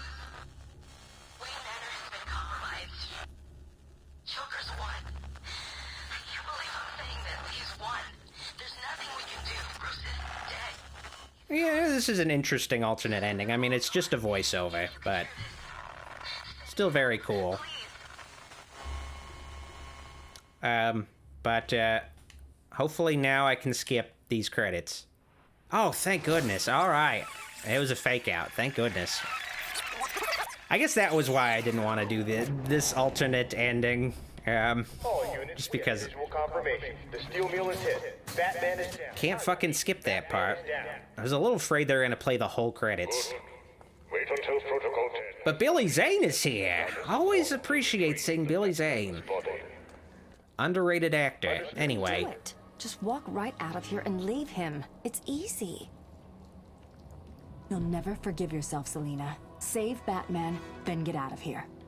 Alright, now let's get out of here. Like he'll die. It is so fucking cold-blooded that Catwoman has the option to just doom Gotham. Like, she's just that much of a bitch. In that alternate reality. I guess an unfortunate thing with the Arkham games is it doesn't feel like Don't die, Batman. Catwoman and Batman have that strong of a relationship. In this game, it definitely seems like he's much more attached to Talia al Ghul. But she's a character that a lot of people aren't as familiar with, so... See what I give up for you, Batman. I don't know, it feels like in this universe, they're more... Batman and Catwoman are more acquaintances. Well, what do we... They'll help each other out and work together every now and then, but they're not that familiar with each other.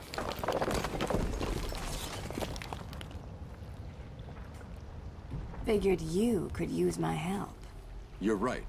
I think I chipped a nail back there. Oh man, callback! I'll handle the wisecracks. I guess we both know what Protocol 10 is now, right? If you're planning on stopping it, you need to hurry. Man, I hate to see you go, but I love watching you leave. Alright, time to save the city. But yeah, Protocol 10 essentially is all the helicopters launch missiles at Arkham City and kill all the inmates. On Arkham City It's essentially, you know, shut this place down. a genocide, I guess. Pretty much. You can't. Hundreds will be killed. I need your help to stop the attack. So, you know, admittedly the stakes here are Batman either saves Talia, the love of his life, My tracker's not activating. saves one person, or saves all the scum of Gotham. So he's got to save both. But you need to decide if one life is worth sacrificing. But if Alfred didn't, wasn't like twisting his arm here, he probably would have just saved Talia. I'm sorry. It's like, You know I'm right. it's basically, Do not lose Talia's. it's basically a Batman Begins ending where The tower's locked down. Ra's al Ghul is just left to die, you know, that kind of thing. It's like, yeah, I'll work out the Protocol 10 thing later. Find that chopper. But now, he's forced to deal with it now. Missile launch. Structure is hit. So this section essentially sees me have to scan all the helicopters until I find the right one that has the codes I need. So let's begin. Begin that long, tedious process. Nope. No codes there. All right, let's try this one. Thermal scans of the area are showing 15. No. Hopefully it's this one. Wow, not this one either. All right, awesome. Let's keep moving. Hopefully I am not seen by the helicopters because they are hard to escape. And you cannot scan any helicopters if they are aware of your presence. So, that, you know, that's never fun. I always loved how Gotham City in the distance looked in this game. It just looks so cool. It really captured the look of the animated series Gotham. I do kind of wish they had the red sky that Batman the Animated Series had. It always just looks so cool, so stylized. I love it when Gotham has a red sky, and it just always looks like some kind of hellscape. It's like a hellish neo-noir kind of thing. I don't know, it's so cool. All right, let's pop these balloons as I fly along. All targets are lit. I repeat, we have multiple successful strikes, all on target. All right, hopefully it's this helicopter. Third time's the charm. Oh, man, I need more height. Further for the boost. Okay, there we go. All right, just swing along. Okay. Please be this one. Nope. Damn it. All right, let's keep moving. It's gotta be this one. Targets acquired and neutralized. Tan Edwards says, Doc, I'm watching with my Dashuns, Eddie and Maisie. Aw, they sound very cute. Very good names, too. I'm guessing they're brother and sister. I guess they're, even if they're not related by blood, they're still brother and sister. Because they have you as a father or mother. I don't know. It's hard to tell with the name Tan, but... I always like to hear about people's pets, though.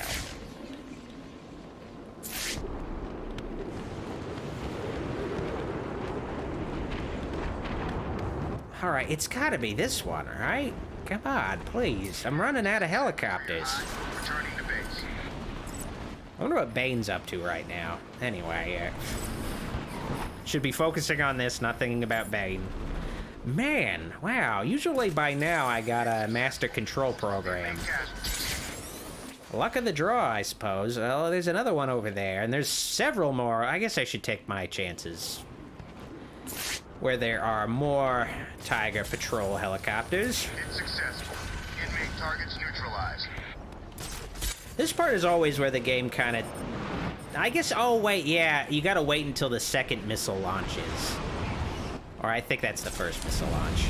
Yeah, you gotta wait for that missile launch. Oh shit, they saw me, damn it. You gotta wait for that one before you get the actual master control program. So I was just like... scanning those helicopters for no reason. You gotta trigger a little thing before you even have access to the master control program. Something I always forget. Anyway, hopefully this next helicopter has the thing I need. I need to grapple further for the boost to kick in. I know, Batman. I've played this game so many times. All right. I repeat, Batman has escaped area. All right, please be the master control program helicopter finally. All right, let's download this shit. Target is hit. All right, we are good to go. I'm heading to Wonder Tower. Good. You're doing the right thing. The code should let you enter via the guard room near the main gate. Don't lose Talia's signal. When I'm finished in the tower, I'm going after her. She doesn't All right. Joker. She's out of her depth. I need to save her. Well, let me glide already. I'm tired of hanging on this thing. All right. Yeah, I know where I gotta go, okay? But thanks, I suppose. Anyway, let's upgrade Batman. Okay, let's get the firearm jammer. This is gonna come in handy. At least for a couple rooms. It's successful. Inmate targets neutralized. Now, before we move on, though, I gotta take a you know, I gotta take a minute break. Grab a Fresca. Be right back, though. Be back very soon. And we will continue tonight's stream. Just give me a moment.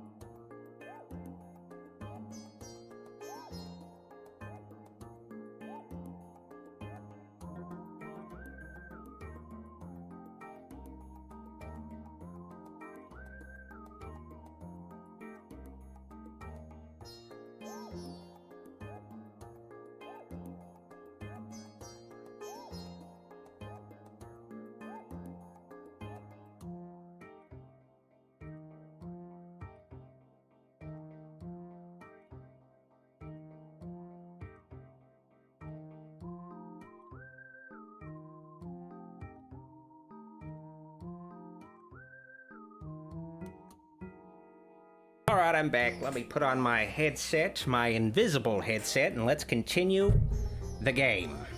Let me see. There we go. Alright. And getting a Fresca is totally not a euphemism for something. Holy shit! Thank you again, Derek M. Another very generous super chat donation. Shush. Shush, dude, doesn't need to know? Okay, I don't know what you mean by that, Derek M. I don't know what that means at all, but I appreciate the generous donation, though. Let me think. Let me try to figure it out. Targets are all hit. Huh. Yeah, I might need a follow-up comment. I'll keep an eye out for you, Derek M, though. Thanks, damn. Really appreciate it.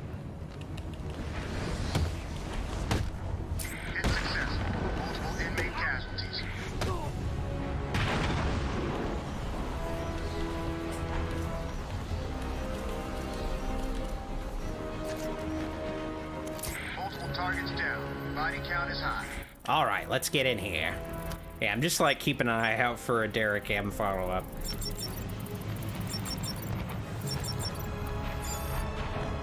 I'm not quite sure, but anyway, Tan Edwards says, thanks, Doc. My name is Tanner, and... Okay, Tanner, alright.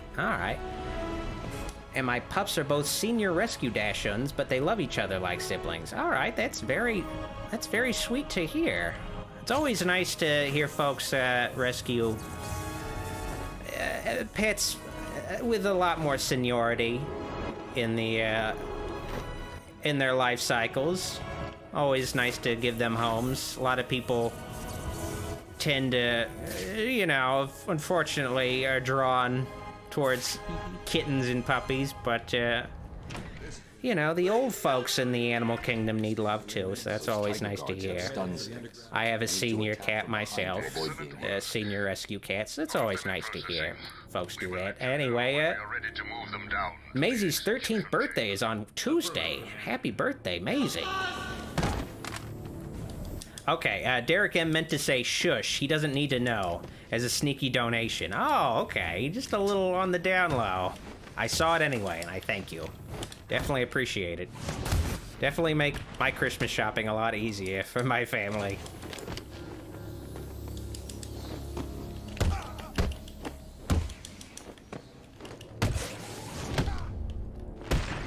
Some of my family members want some really expensive shit. Stop right there. We need to talk. Give them my best shot. I know you wouldn't be able to live with yourself if your actions caused this poor man to die. The Media Raptors archive says I miss my girl. She was a 14-year-old dog. Well, it sounds like she lived a long life though, so that's good to hear.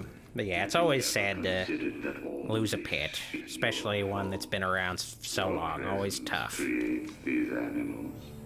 I lost a cat a couple years ago. That was, I believe, oh shit, calm down, guys. I believe she was 20 years old, so very long-lived, but still sad to lose. It must be depressing. All your sacrifice. It's crazy how long cats can live, though. You are the one to blame. Oh, this is beautiful. We have at long last. Anyway, Hugo Strange is doing his I'm gonna win villain monologue speech. We get it, Hugo Strange, we get it. We will rule over this world. So thank you, Batman. I can't remember this voice actor's name, but he's basically doing his Christopher Lee impression. I guess it's not quite the voice. Yeah, it's not quite his Christopher Lee impression, but it's kind of close. He's the guy who does the voice of Christopher Lee's, I guess I should say Count Dooku in the Clone Wars cartoons and stuff. Oh shit, I am just fucking up. I need to get on the ball. I'm like... Oh shit, okay, that was lucky. Yeah, I'm like totally distracted. I need to like get back on the ball, get back into killing guys mode. Well, I'm not supposed to be killing guys, so not killing... Oh shit, that guy was totally in the corner. Oh man, I was totally prepared for a guy that punched me right there. Oh, same thing right there. Sometimes they'll like be like, we're gonna take our time and ruin your combo. You punch us, we're not gonna punch you. You're just like, come on, just punch me. Oh, that was lucky. That box totally missed me. There's like a guy with a gun, and I'm just like, oh man, get out of my face, dude. Stay on the ground. Should be using the disarm and destroy on the gun, but I just haven't had the right window, but now I do. Sweet. It's always satisfying destroying the guns. Like, that animation of him taking apart the gun is so cool. I fucking, like, it's why the disarm and destroy is one of my favorite combos to do, just because it's so fun to destroy guns. Like, it's like Batman's favorite thing to do. I imagine. It's like, oh, there's a gun. Time to take it apart. I should be doing more, like, advanced combat techniques here, but this isn't a challenge map. I'm gonna take it easy. Alright, beatdown time. Yeah! That's always satisfying, too.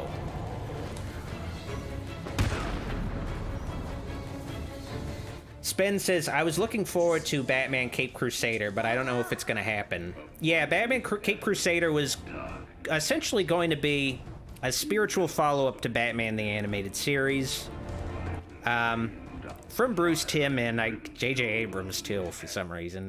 Kind of random. It was going to come to HBO Max. It's going to be animated. It looks like it was going to be like, I guess, have some influence from Batman the Animated Series, but have kind of more of a sort of retro look to it. Maybe a slightly different thing. But I think it's still gonna happen. It's just HBO Max basically was like, it's just not gonna be on HBO. Like some other streaming service or channel is gonna pick it up. Which, you know, really sucks. Like, essentially the Warner Brothers Discovery merger was like a terrible thing to happen. Like, just like doing everything they can to cut corners and save money. And it's unfortunate because it's just like, a lot of people lost their jobs, a lot of shows got canceled, a lot of movies got canceled. You don't hear that very often. Just bad all around. It sucks. Just a terrible merger.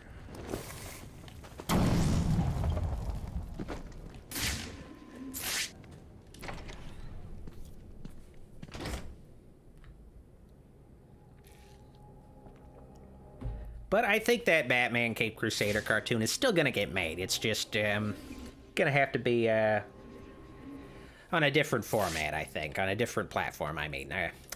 It's you. I told you I'd be back. They give the interns at Gotham General Hospital the sexy nurse costumes to wear. Just like, I'm sorry, you know, we're not gonna give you scrubs. We're gonna give you this, you know, this cleavage sort of, you know, just old school classic sexy nurse costume. You're just gonna have to deal with it. Bloodbath. It sounds like Strange is trying to cover his tracks. Once you become a real nurse, you'll get the scrubs and stuff and be much more respectable. But for now, you're gonna have to deal with this slutty nurse costume. This costume we got from Party City, essentially. Oh shit, they already saw me? Damn. They got eyes in the back of their skull. Holy shit. Already not on the right foot here. Already not on the right foot. As we move into the final stage of They are just hyper aware. Fortunately, I don't have... wonderful achievement. Can they see? Oh shit, they can see. Oh, okay, yeah, this is a lost cause. I'm dead. when he ragdolls, it's always so funny, though. You failed to live up to his expectations. How predictable. We can't all live up to God's expectations, Hugo Strange. I'm assuming that's who you are referring to, not some shadow employer. Anyway, let's try again. Let's not get seen this time. For God's sakes, let's not get seen. Let's start at least on the right foot. Thank goodness, wasn't seen. All new inmates are neutralized. This is a tough room on hard mode for sure. Progressing beautifully. Lots of henchmen. There's 8, so not too many, but still, quite a few. Protocol 10. A lot of them with the goggles. Tiger forces on this wonderful achievement. I could inverted takedown this guy, but We are rapidly approaching fatalities of alright, let's just sneak up on him. my projection Old-fashioned way. hours. Every single Nothing too fancy. Let's keep it simple. Now they're gonna all swarm on that guy, though. stage 2. Luckily, this room does not have a hostage, though. If this room had a hostage, it'd be modeled after especially difficult. You should all be proud of your part in this. We are Because there'd be a chance of instant failure in that case. the future. Spence says, I really like the design of Batman on the cover of Cape Crusader. Yeah, that's what I was trying to... It looks like the Bob Kane style of Batman, with the super long ears. It looked essentially like... that, you know, the cool early period of time in Batman's career where the stories were a lot more gothic, and he encountered, like, vampires, like the Mad Monk, where you had, like, some really cool kind of out there villains, like the early villains. And I guess Hugo Strange was also one of Batman's earliest villains. He's since become like a lesser villain in the Rogues Gallery, but he was actually like one of Batman's first villains, but he's rarely used.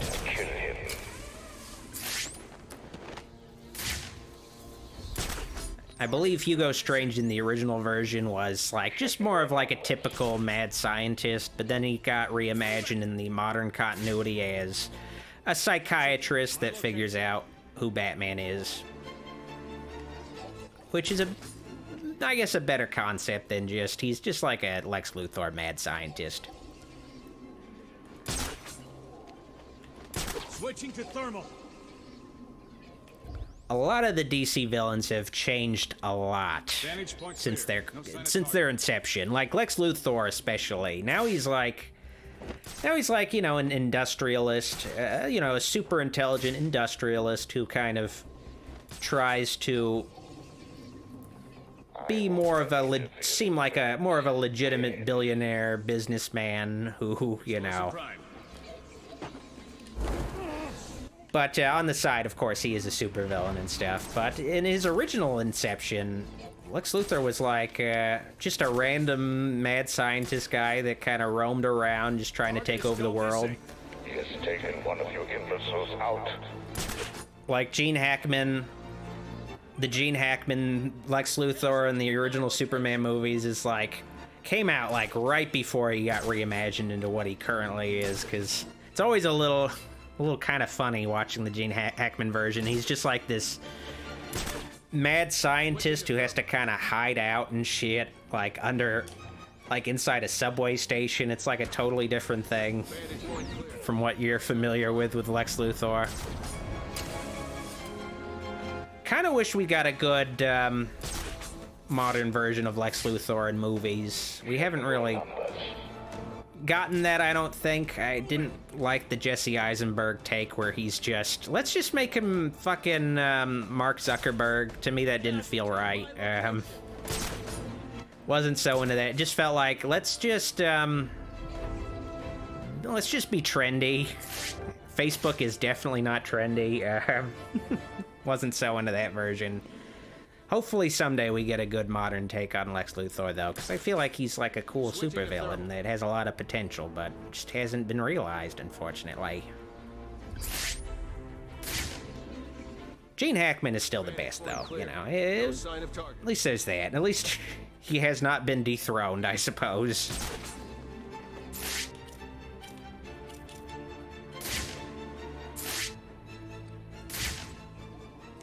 All right, okay, I could do a 2-for-1 special with these guys. Yeah, I totally can. All right, awesome. That's good. All right, let's not get too overly ambitious, though. I just know I'm not gonna have enough time. Yeah, I knew it, too. Yeah, good thing I got out of there. I just took out the one guy. If I took out the 2 guys, I'd be in trouble.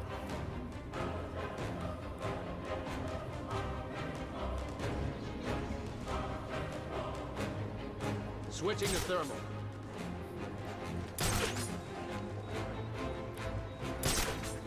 I do hear people talk about, like, modeling Lex Luthor after, you know, other real-life billionaires, but to me, when you do that, I don't know, like, a lot of real-life billionaires are just kind of inept. Like, they're not like these people who really have any control. They're just, like, kind of born into wealth, and they just fall into billions of dollars by making the right investments and making the right business decisions, but they're not like Lex Luthor material. He needs to be a guy who's like a self-made man, self-made billionaire, who's just like one of the smartest guys alive, like actual crafty schemer, not just like I don't know, just one of these fucking shitty real-life billionaires. I don't know, it's not quite the same thing. Because, you know, they can be evil, but not the cunning kind of evil, where you're just like, oh, man. What diabolical schemes will they come up with next?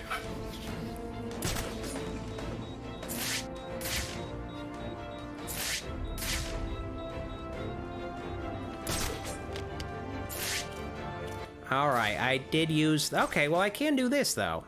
He just needs to get closer. All right, keep walking this way, buddy. Oh, you just had to walk that way. Take my inverted takedown. Great. A thing that's good about the Tiger Guards, though, is I think they never get scared, so they never do an arbitrary turnaround because they're afraid. So that makes them a little easier than regular henchmen in that regard. They never get paranoid or anything because they've essentially been hypnotized by Hugo Strange to be totally obedient and never afraid. So, you know, makes them very easy to take out because they don't do that I'm scared, I'm gonna turn around suddenly bullshit and then fucking shoot you straight in the face because you had bad luck. That's always nice. Yeah, he's not turning around at all. At this point, the regular henchman will be turning around randomly all the time. It's nice. This is unacceptable. I taught you better than this. Oh, Batman, this is not over. All right, now we finally face off against the true villain of this game, Hugo Strange. Definitely the true villain. No other villains will make any appearance. This is always so weird how I have to hack the elevator door and then have to hack the elevator itself. Just so much unnecessary hacking. But I can hack it, though. All right.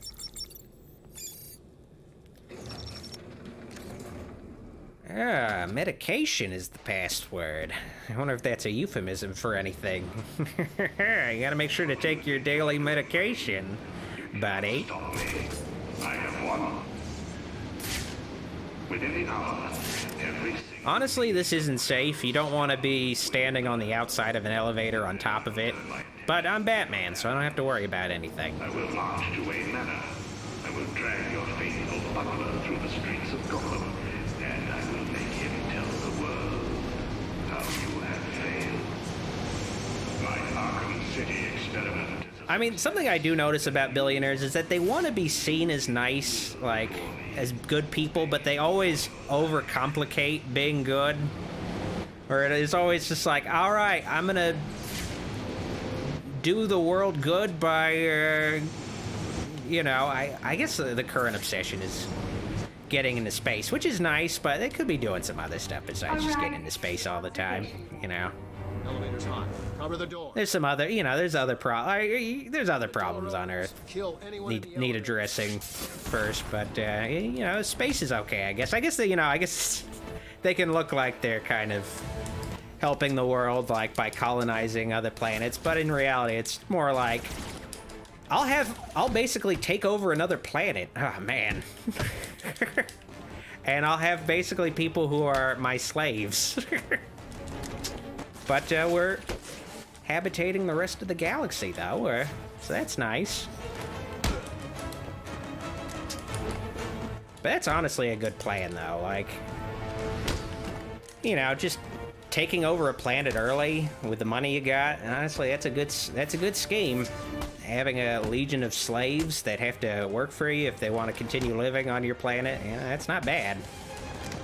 Decent idea. Anyway. I honestly gotta try that out myself, honestly. It's honestly not bad. That's a pretty decent scheme they got going. It's probably not gonna work out, though, because, again, they're inept and they don't know what they're doing with their money, but, you know, billionaires might be onto something there. Okay, what is this one? Safeguarding, yeah. Those ones are the harder cryptographic sequencer puzzles, because one letter is missing. Oh no, I'll never be able to solve it. But enough talk about billionaires. Get people talking about them enough. But yeah, I do want to see Lex Luthor done justice in a movie. You know, just a modern take. Because honestly, Clancy Brown, to me, is the best Lex Luthor. The animated Lex Luthor is just the best take we've had to date. Just, they really did a great job with just his whole story arc across Superman the Animated Series and Justice League. And Justice League Unlimited, it's just a shame the movies never really drew any inspiration from that version, just because he was just so evil, but also just seemed like he was doing the right thing, had the world's interests, the best interests at heart, ultimately, but deep down, he's just like a cold-hearted, evil son of a bitch, like... Just a great version of Lex Luthor, with just lots of ambitions. He's killed hundreds of people. Just felt like a real match for Superman, even though he doesn't have any superpowers. He's working with someone. I intend to find out who the moment I stop Protocol 10. I'm still hoping they make a good Superman game. Like, there were rumors Rocksteady was gonna make one, but it seems like they have no interest in it. It would be cool to see done. It would be a very challenging game. Not challenging in the sense that it would be hard. Challenging in the sense be difficult to figure out how to make it work, because Superman has a lot of powers and it's hard to really constrain him within a game. Especially, like, I don't know, he can to figure out how to make his powers work but also create challenges for him, like, because, you know, regular henchmen aren't gonna be any issue for him. So part of me was thinking it'd be interesting to do a game where you do a Superman Kandor game. Like, Kandor is the bottle city of Krypton, or not, the bottle city, you know, it's just a bottle city that has the remaining, in some continuities, there's a bottle city of Kandor that's miniaturized by Brainiac, and it contains the last living Kryptonians. But they can't be, for some reason, I guess, can't be unshrunk or something. But it'd be cool to, like, have Superman, I guess, maybe shrunk down there, and he has to kind of, I don't know, figure out something. Because to me, Arkham Asylum worked because you had Batman. You figured out how to make Batman work in a very limited environment, so I feel like limiting the environment for Superman might work to at least... Oh, shit, he just fucking turned around suddenly. Damn, okay, let's get out of here quick. Guess maybe I need to think a little more carefully about the Kandor concept, but it'd be cool to explore Kandor. I don't know. It's an interesting place in the Superman continuity. Holy shit, they are super hyper aware of me. Or as Gavin Elrod says, you know, they could make a Superman game where he goes around rings again. It worked out with the N64 game. So they could do that. Target is still missing. Yeah, they're starting to destroy my gargoyles. That's not good.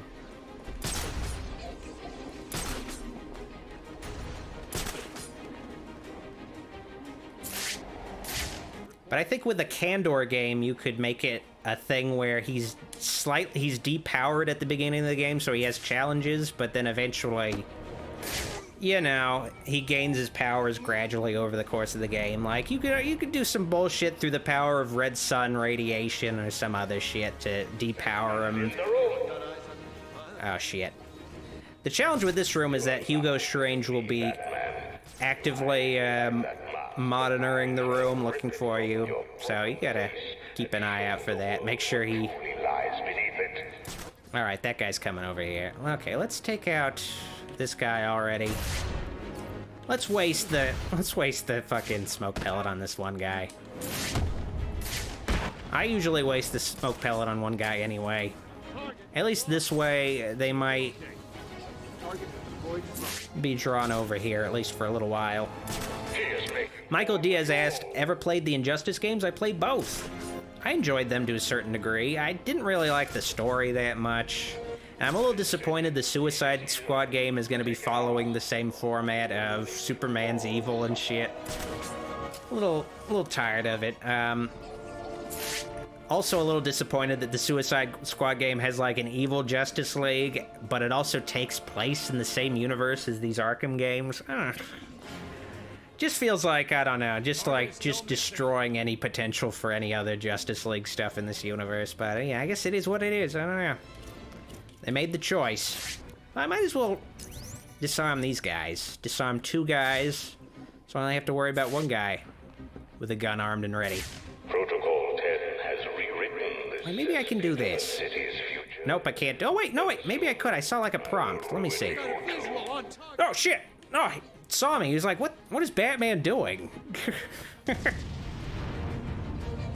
What is this jackass doing? He took his time to shoot me, though. Magteeth Matt says, a lot of fans want Bryan Cranston as Lex Luthor, but I want him as Jim Gordon. Yeah, I feel like he'd be a great James Gordon, but then again, I don't know. They have their Gordon right now. I don't know where James Gordon could fit in otherwise. But I don't know. I feel like Bryan Cranston is a little too old to be playing Lex Luthor. To me, I don't know. I think of Lex Luthor as being around the same age as Superman. Like, still missing.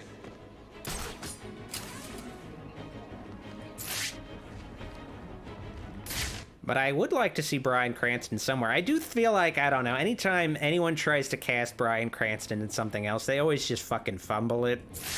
It always just turns out you have this great actor, but they always just are like, all right, we're just gonna throw him in this minor role that will only be on screen for like 10 minutes. It's just like, he got a lot of opportunities, but it just feels like they're still treating him like he's just a TV actor or something, which is unfortunate because he's like a great actor. Like, he's got a lot of potential, but he's always just like, man. It feels like they still treat him like he's just the dad from Malcolm in the Middle or something. Or Tim Watley from Seinfeld. Just, oh man. We are not alone, guards. The Batman has entered the room.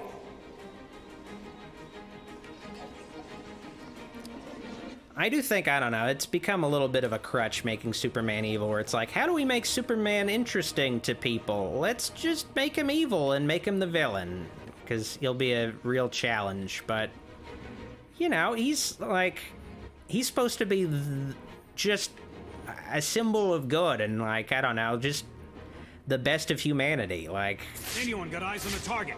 Even though he's from another planet, he still represents Earth and I know you are here, Batman. Represents, like, deep down, you know, people can be good. They just need that extra push. They need the extra bit of inspiration. Ah, shit. That's not what I wanted to do. All right, let's go into this great hideout. Please don't see me. Please don't see me. Please don't see me. All right. I can't see. Oh, where am I going? Okay, here we go. Oh, man, that could have been bad. Damn, that was not good. Batman is in there with you. Hugo Strange, they're aware I'm in the room. You're not telling them anything they don't already know. All right, now I have the little bit of a tricky job of sneaking up on this last guy. Please don't turn around You turned around arbitrarily, didn't you? You just had to. Damn, that was close. I have just a sliver of health left. Dear Lord, that was bad.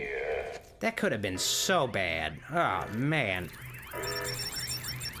Anyway, Gavin Elrod says, Doc, thoughts on the new Scooby-Doo mysteries? Oh, at first I thought you were talking about some new show or something.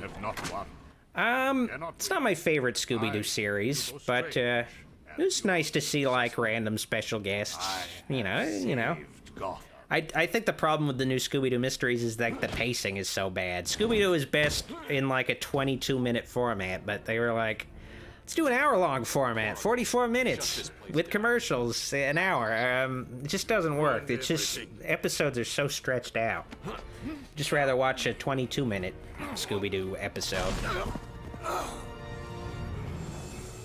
DK says, do you have plans on playing Arkham Origins this month? For sure.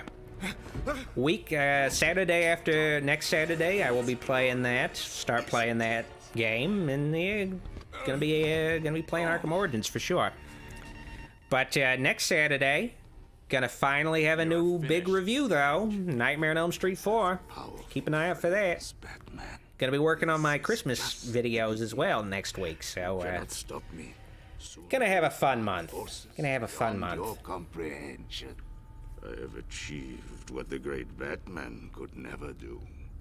Gotham will forever thank Hugo Strange.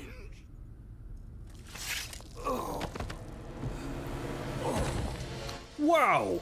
Ra's al Ghul was the real villain the whole time? Damn. And yeah, this plot is very much kind of a reprisal of the plot in Batman Begins. Better than you. Ra's al Ghul's motivations in Batman Begins in this game are very similar. Just wipe out the worst of Gotham with just this, like, this genocide, essentially. Failed to see it through. Very similar, but, When you came to me with it still works. It's fine. I gave you this chance to prove your worth, providing you with limitless resources for your plan. You came close. But you have... Man, I do have to say, Ra's al Ghul has the most pretty green eyes. Now! They're so beautiful. Do as you wish, Detective. He's all ready. I also like Ra's al Ghul's soul patch. You don't see a lot of men his age with soul patches, and I think that's a shame. Too late. I don't give second chances. This is a good day, Detective. Good? People are Magteeth Matt says, I don't really like Raish's voice in this. David Warner is probably the best. Yeah. He's definitely the best Raish voice. David Warner played Raish in the animated series. He was really great in that. Come with me.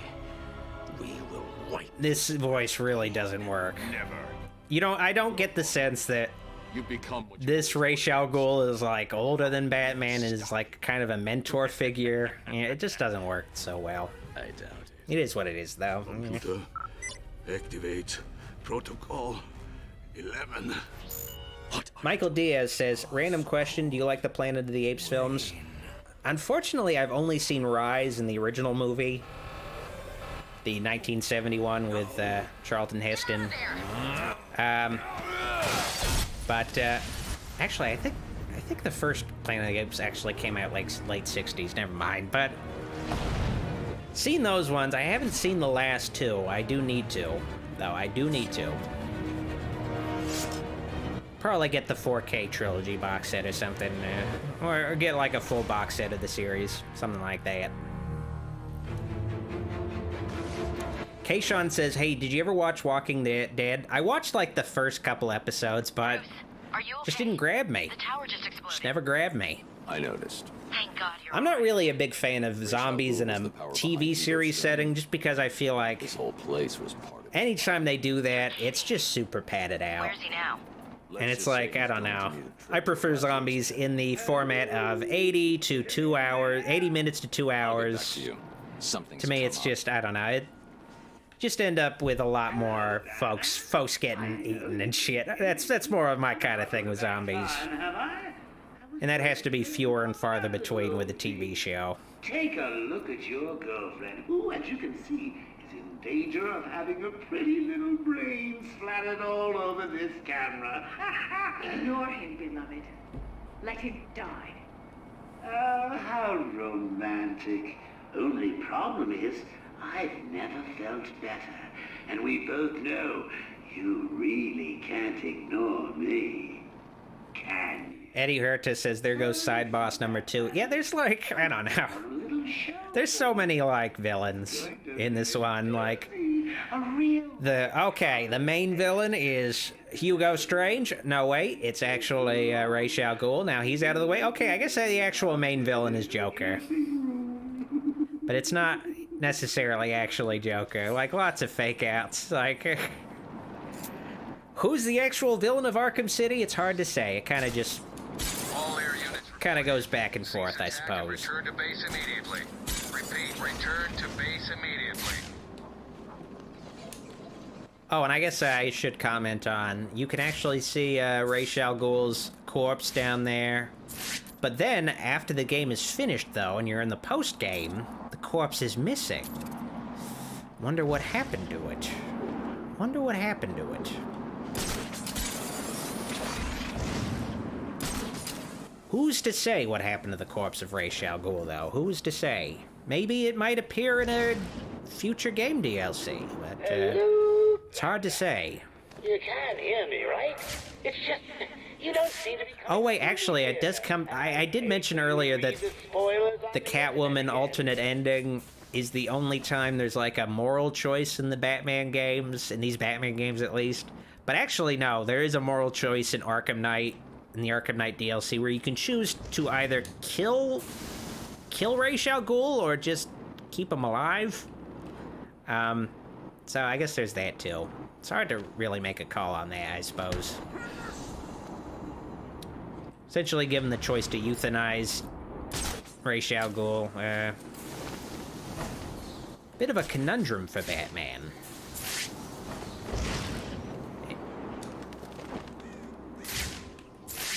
Alright, hopefully they don't see me, because I'm toast if they see me. Well, this is just rude, Batman. I've laid on all this entertainment at the movie theater. Gavin Elrod says Egghead is the main villain of this game. I would like to see a new, dark, gritty take on Egghead. I don't know. I don't know if he's ever appeared outside of the 60s TV show, played by Vincent Price.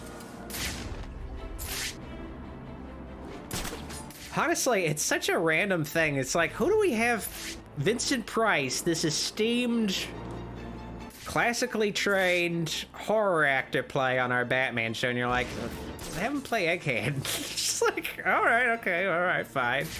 Maybe there's a better villain for him to play, but all right, he could play Egghead, I suppose.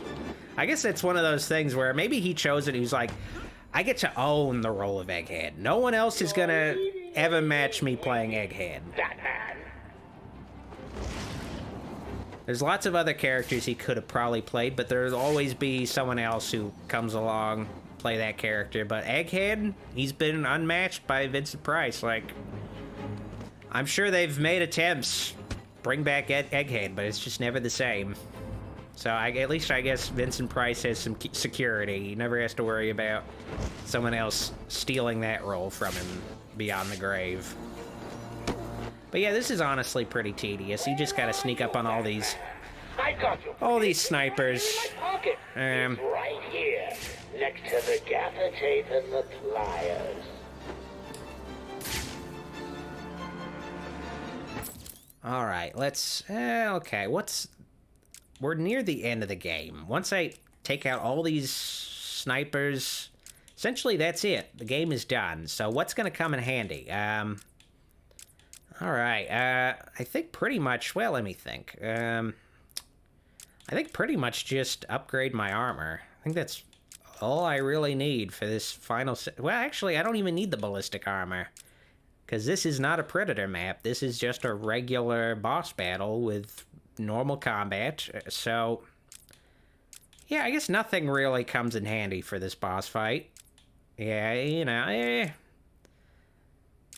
yeah, I don't need any of this, so I guess I'll just go with ballistic armor, whatever. At least it'll come in handy here if one of these guys sees me. At least have maybe a fighting chance. Brandon Riley says, did you know that King Tut from the Batman 66 TV show is in the main DC comics, so that could bring Egghead in the main DC universe? All right, that's good to hear. For any Egghead fans, any hardcore Egghead fans.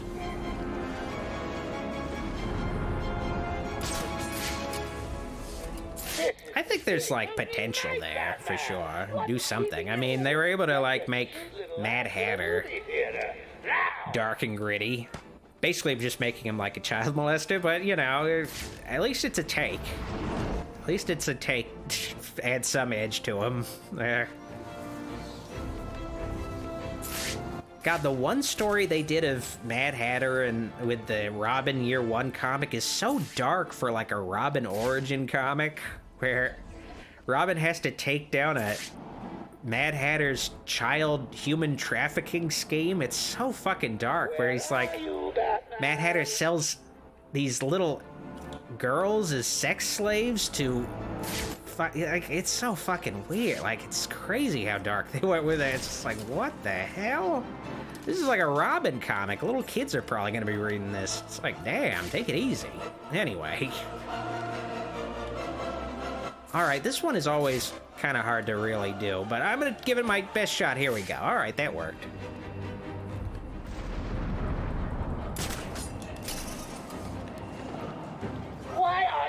I'll see you soon. All right, now these last two are the easiest to take out. Just gotta disarm their rifles, and that's it. And I could take it easy. Doing good.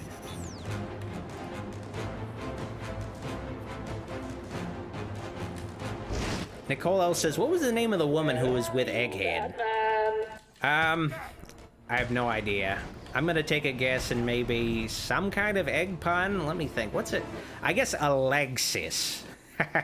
Alexis. It's like Alexis, but with egg in there, maybe. Well, I mean, keep in mind the Robin Year One comic doesn't explicitly state Mad Hatter has a human trafficking scheme, but it's very clearly like what's going on. He's like talking to these. He's talking to these like overseas billionaires about like shipping off these little girls that are brainwashed. It's like it's clear what's going on there. It's like a little too dark, especially like with a Robin comic where Robin is still wearing his pixie boots and the little trunks he wears. It's like, you can't have him dressed like this and have him like taking on this kind of material. I don't know. You left me no choice. It's actually kind of crazy how long the pixie boots and the little trunks kind of stuck around with Robin. They were like so attached to continuity. They were like, he's gotta, like, this is Dick Grayson's first costume. It's just gotta be. Like, I'm sorry. It's just what he wore the first time. It's just never, it just took forever to update it. I don't know why.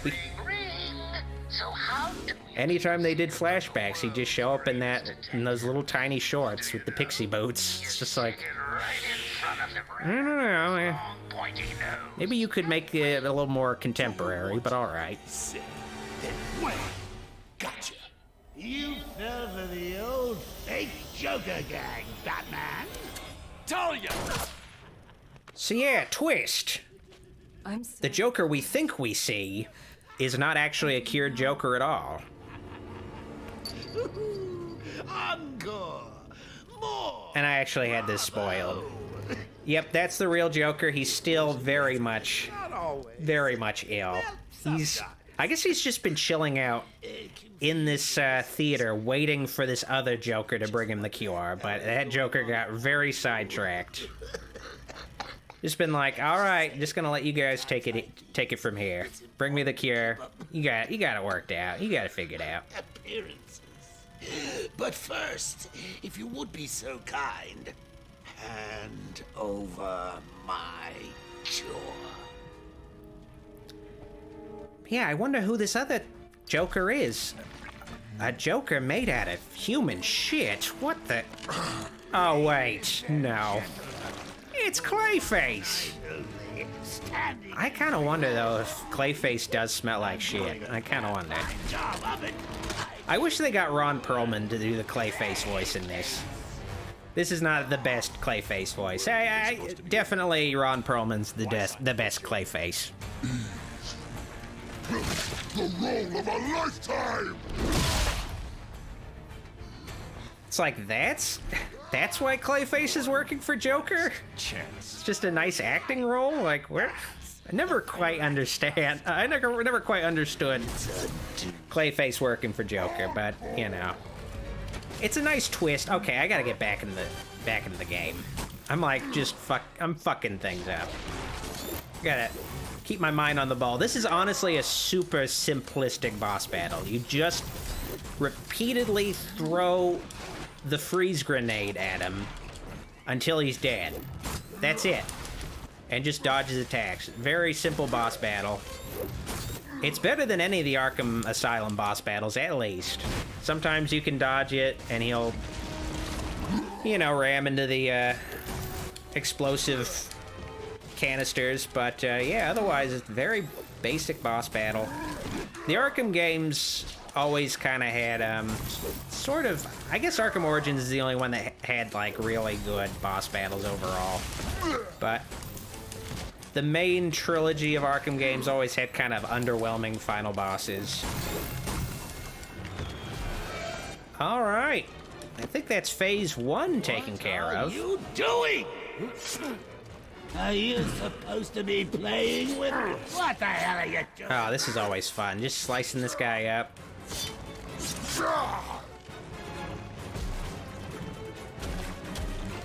I do hope to someday see Clayface in a live-action movie. It's a hard character to make work just because he is so much more fantastical compared to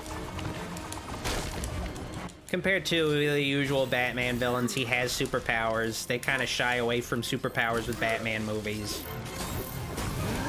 generally. But it'd be interesting to see how it could work out. Oh yeah, this one, you gotta do a mixture of crouching and then jumping and dodging. Okay.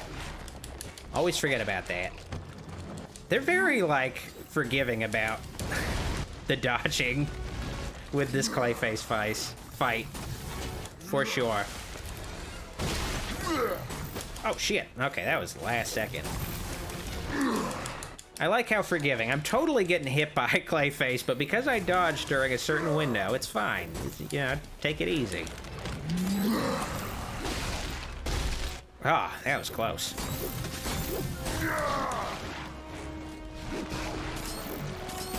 All right, looks like I'm almost there. Phase 3 time. It's not a real final boss if it doesn't have at least 3 phases. You're supposed to be killing Batman, remember? And greetings to you, Vanessa. Glad to finally have you here, as the game is almost over. But don't worry, gonna be playing Harley Quinn's Revenge after this. So gonna be playing the DLC after this. So if you're at the end of this game with me, don't worry. There's gonna be more. I mean, it's not like you've got a girl to save anymore. You did miss pretty much the end of Arkham City itself, but don't worry. There's more to come. Would a change of Brandon Riley says, which Clayface is your favorite one? Admittedly, I don't know. I always felt like the Preston Payne Clayface was really underrated, and we don't usually see him anymore. We've never really seen him in the shows either, movies or anything like that. It would be cool to see him done. Always kind of, I don't know, I guess kind of a hipster thing just because he's like the least popular Clayface, the most underrepresented. I've always had a soft spot for him because he had kind of an interesting gimmick. Instead of transforming into people, Clayface 3's gimmick, the Preston Payne Clayface, his gimmick was he basically could melt people just by touching them. He was essentially an AIDS allegory. Very dark character, very overpowered too, so I guess that's probably why we've never seen him, just because he could fucking kill anybody just by touching them. It's kind of... it's kind of hard to really match that, but still, it's an interesting concept. Oh man, okay.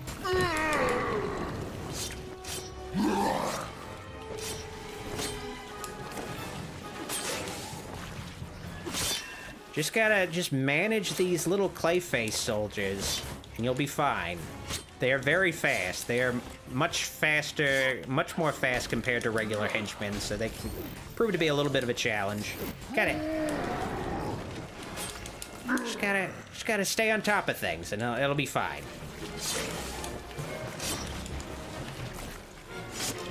All right. Oh, sweet. That was cool.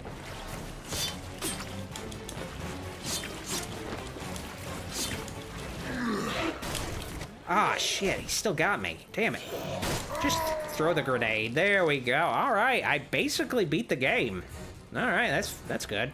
Gunnar Barker says, who's your favorite Batman villain? Honestly, I don't know. I got a soft spot for Riddler. Just because he's, you know, just a fun villain.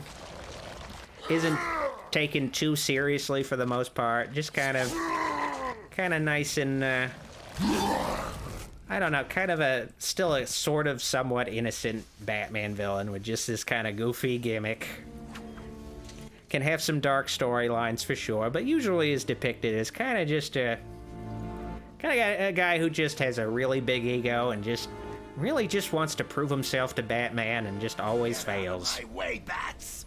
I've got a date with him. But yeah, I beat the game. Yay.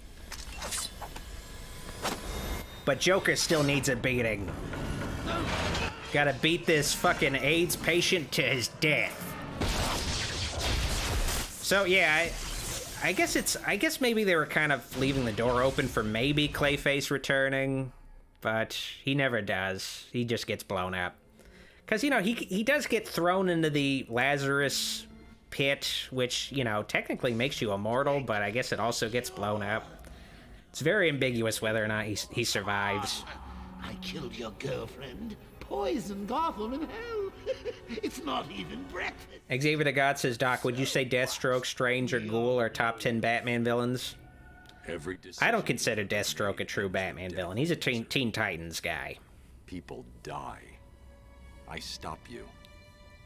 You'll just break out and do it again. Think of it as a running gag. No! Cruel irony.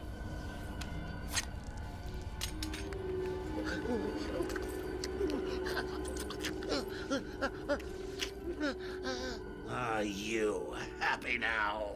Not really. You know something funny? Even after everything you've done, I would have saved you. That actually is kind of funny. This is kind of funny, yeah. That actually is pretty funny. You know, it's just so true to Batman's character, ultimately. You know, even just this pathetic creature he would have saved. Always just really shocking just seeing Joker die like this. With a smile, but still, like, just as a corpse, it's just very creepy looking. But yeah, very shocking ending for the time.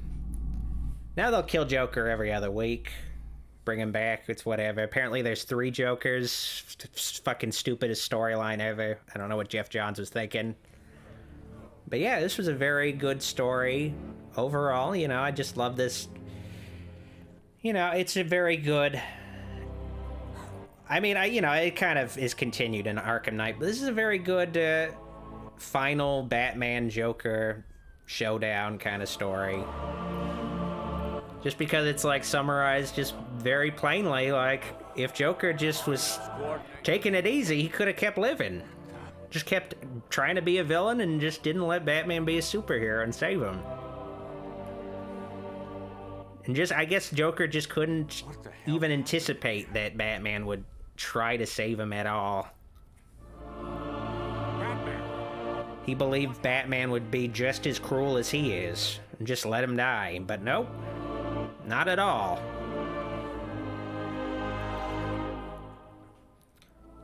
Always just brings chills to me, the end of this game. So yeah, that was Batman Arkham City. Now, how long has this stream gone? Just want to double check. Okay, let's just skip the credits. Alright, I get it. New Game Plus unlocked. Ooh, DLC costumes. That's cool. I like how the Spider-Man PS4 game is just like, you can just wear the costumes whenever. You don't have to wait to beat the game. Much better that way. I guess Arkham Knight also did that, but you still had to go to the main menu to select different costumes. Now, when you beat the game, you have this extra Catwoman quest you need to do, but I'm not going to be doing that because it's annoying. All right, let's see how long we've been going. Just want to make sure. I feel like, okay, 2.5 hours. Yeah, I can finish Harley Quinn's Revenge totally. It only takes, that's less than 2 hours. So yeah, I will continue the game tonight. I will be doing Batman Harley Quinn's Revenge. But first, I need to take a quick break, so I'll be right back, and we'll fully finish Batman Arkham Knight's main story content. All right, be right back. See you in a little bit.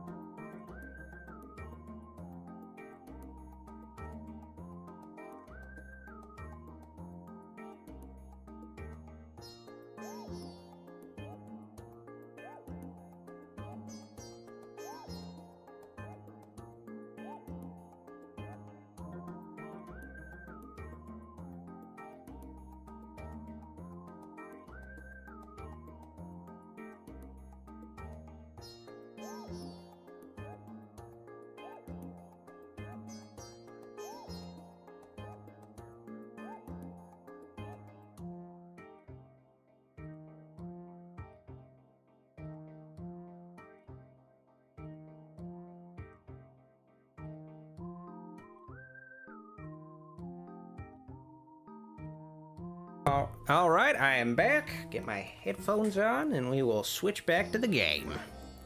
All right, there we go. All right, selecting Harley Quinn's Revenge. Honestly, Harley Quinn's Revenge was kind of disappointing, but, you know, it was at least cool to have some more Batman game to play. Because we wouldn't get another one for, well, I guess another year. We got Arkham Origins a year after Harley Quinn's Revenge came out, but still. No. He's been gone 2 days. I'm worried. You know what he's been like since... Now, the interesting thing about Harley Quinn's Revenge is, for most of this DLC, you play as Robin. Play as Batman's bitch. Find Batman and get the hell out of there, okay? Don't worry, Barb. It's me. And in this... Sound just like him.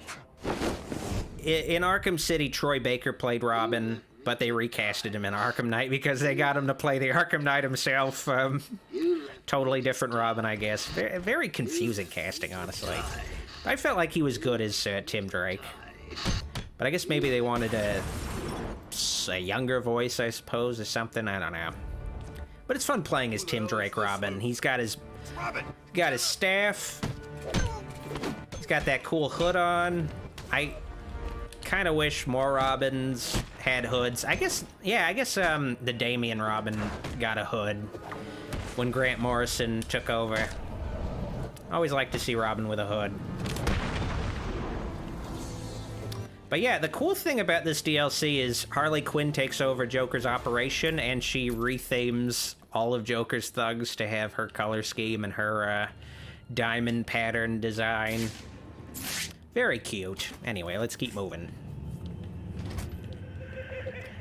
I liked Robin's design better in this game compared to Arkham Knight. He looks just ugly as fucking Arkham Knight. I don't know what they were thinking with Arkham Knight's design. Some of them, I feel like they fumbled things with Nightwing's and his designs in Arkham Knight. They just don't look great.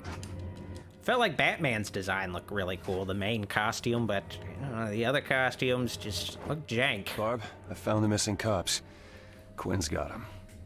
Any sign of Bruce? Negative. I'm gonna keep looking. Harley's telling the cops she's got some sort of plan for them.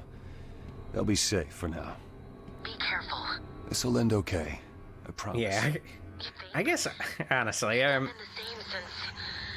guess, I don't know, the problem with the Troy Baker Robin is he does sound a little too much like an adult. Like, just a fully adult man. We'll hear more of Troy Baker in the next Arkham game, though. How do I get over there again? Oh, yeah, down there. Now, part of Robin's storyline is essentially Batman is missing. Harley Quinn has kidnapped him, which is pretty amazing. And Robin is basically trying to Word from Harley? Trace Batman's footsteps, track him down, essentially. So you will, like, repeat different sections as Batman when you do a flashback later. So essentially getting more context to the story and kind of entering sequences that are totally different, but in places you've been before as the other character. Yeah, interesting concept. So, you know, Batman can get through this wall, but Robin has totally different gadgets, so he can't get through this wall at all. You know, different characters just have, you know, their strengths and weaknesses. Robin admittedly well, wait, actually, no, wait, he can get through this wall. What am I saying? Explosive gel. Let me... Oh, yeah, I totally forgot this explosive gel. For some reason, I was thinking it was a totally different fucking gadget. Ugh, so... I guess that's a sign I've been streaming too long. I'm starting to get the brain rot. God. But yeah, he also has the zip kick move that lets him cross rooms, essentially. It's kind of like the grapple, but you can actually go, you know, instead of just vertically, you can also go horizontally across a room very fast. Revenge-driven plan. Wouldn't be the first time someone tried something like that. Victorious Josie says, did you play Gotham Knights? Also, this Robin in Batman Arkham City has been Robin for 2.5 years. I haven't played Gotham Knights yet. I will eventually, but I'm gonna wait for a steep sale first. I'm waiting for it to at least go to the $20 range, and I'm sure it will very soon, honestly. Part of me wouldn't be surprised if it goes on sale for $20, like, during the Christmas sale on Steam or something. Like, I do kind of wonder what the sales are like for Gotham Knights, like how well it's doing. Because I don't really hear people talking about it that much, and it kind of didn't have the best PR coming out of the gate. So I kind of wonder. Nothing yet. Don't sweat it. If anyone comes this way, I'll make them regret it.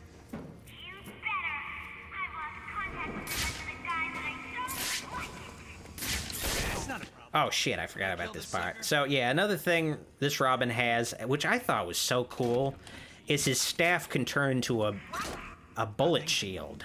So cool. I don't think he ever gets anything like this in any of the other continuities, but it's so cool, the idea that his staff can just retract into a shield. Like, super cool. Like, they really need to borrow some of this stuff. So you use this shield to get past turrets. You can also get past, you know, regular armed goons. You can also tackle them with the shield, like bash them with it.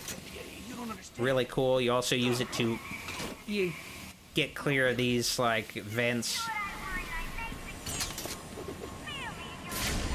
This whole sequence is basically just training you to play as Robin, if you have not played as Robin before. There was a DLC where you could play as Robin in the challenge maps separately, but, you know, if you didn't get that DLC, this is basically just explaining to you. This is, like, what you can do as Robin.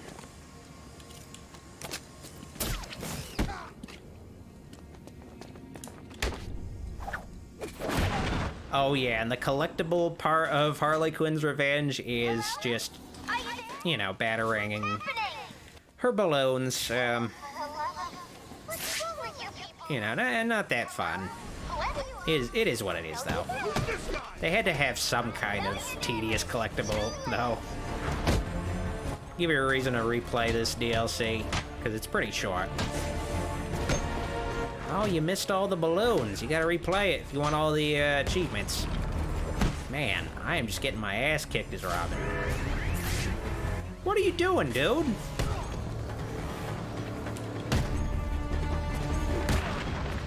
Victorious Josie says, I was playing Marvel's Midnight Suns today. Yeah, I don't know. I've heard mixed things about that game. It kind of, I don't know. It doesn't really look like my kind of thing, but I heard it didn't really perform very well on PC either, but you know, that's whatever. I don't care that much. Can't get through this way. Welded the door shut. Oh yeah, how do I get through here again? It's been a bit since I did this DLC. So it's okay, it's not that way. Oh yeah, there's... Okay, I think I go... This, I don't know, this DLC can be a little confusing to navigate, figuring out where you're supposed to go. I think maybe this way, or this is the way I came... No, this is where I came from. And yeah, that's also where I came from. This is how I got into the room. So I can't get through the welded door. Is it something having to do with this? I always get so confused with this part. Where do I go? Because he can't move this at all. Damn it.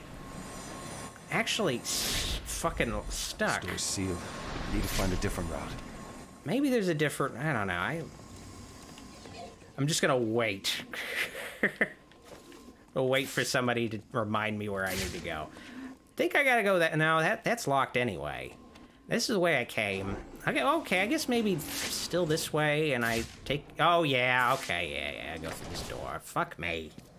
So simple, like I overthink everything. It's so stupid. I hate it. It's always the simplest solution. And I'm just like, no, it can't be that way. That's too easy. There's like a little bit of a frame rate drop. I don't know what that was.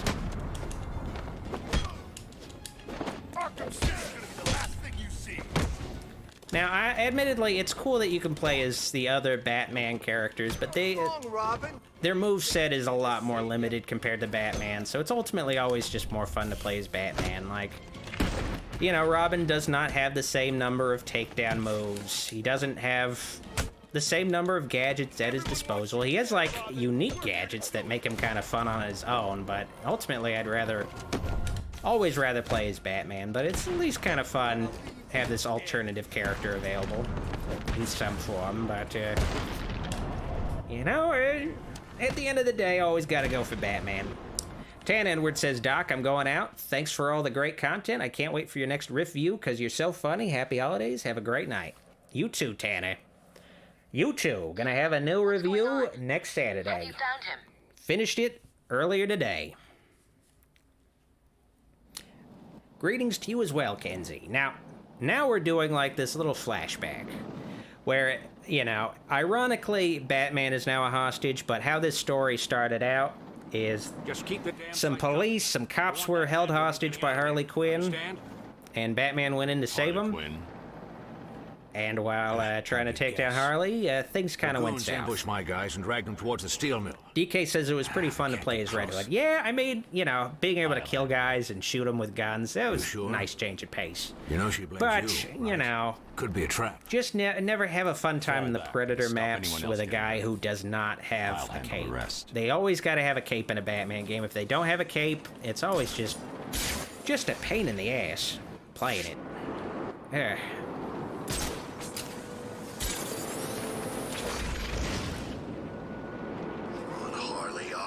Nicole says gonna try to hang out till the end, Doc. Admittedly, if you can't, that's understandable. But, you know, I just figured might as well just burn off the rest of Arkham City in one night. Just get it all done. I mean, technically there's also side missions and stuff, but that stuff doesn't count as much. I'm sick of freezing my ass off for this woman.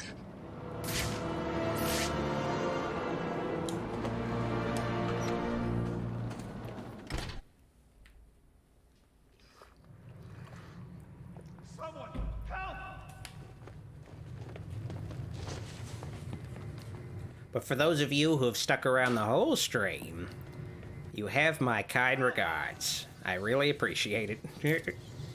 There's one of the cops. Vanessa says, how was your day, Doc? You don't need to do this. You know, I didn't have to talk to Goulash at all today, so that's always a good day. Always just a hell of a day when that gets to happen. I just know I'm gonna end up having to talk to that jackass sometime soon. Berate him as well. Blame him for all my own personal issues just to make myself feel big. Arkham City is gonna be the last thing you see. That's never gonna be a fun way to wind down the evening, but it is what it is. Take your fucking gun and get the hell out of here. Honestly, you know, the Harley Quinn henchmen are kind of dressed Christmassy.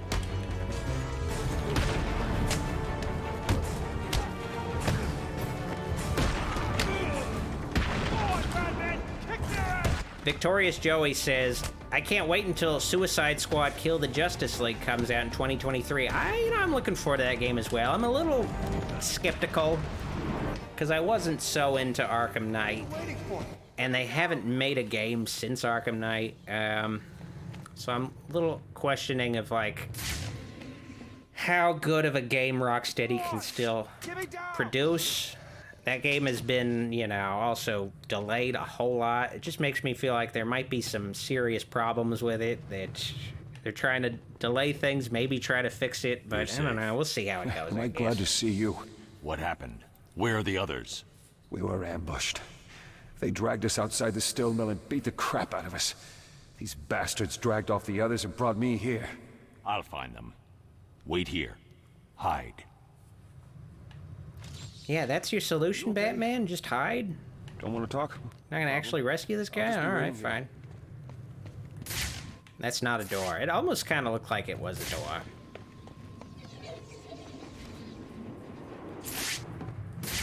But this is for sure a door. A door that does not work. That's the annoying thing about this DLC. Oh yeah, I gotta fucking leave the steel mill. I need to pay attention more. I gotta leave. Figure out a way in the rest of the steel mill. But actually a little Easter egg that was kind of, sort of, they put the kibosh on it, but there was an Easter egg in the main Arkham City game where you see this little, you see this pregnancy test, and, it's revealed that, oh, it seems like Harley Quinn is pregnant with Joker's child, but then it's revealed in this DLC, no, actually, she had a dud of a pregnancy test. All the other pregnancy tests she has later proved to be not pregnant. There was just a false positive, essentially. I guess maybe it was something that kind of, maybe Paul Dini wanted to set up, but once they got rid of Paul Dini as the writer of the Batman games, they had a whole different idea of what to do with the future of the Batman series, Batman game series. They're like, which, you know, this was the first DLC that was actually written in-house by Rocksteady. Not the first ever content at all that Rocksteady wrote themselves, Batman-wise, and going forward, they decided to just write the games themselves.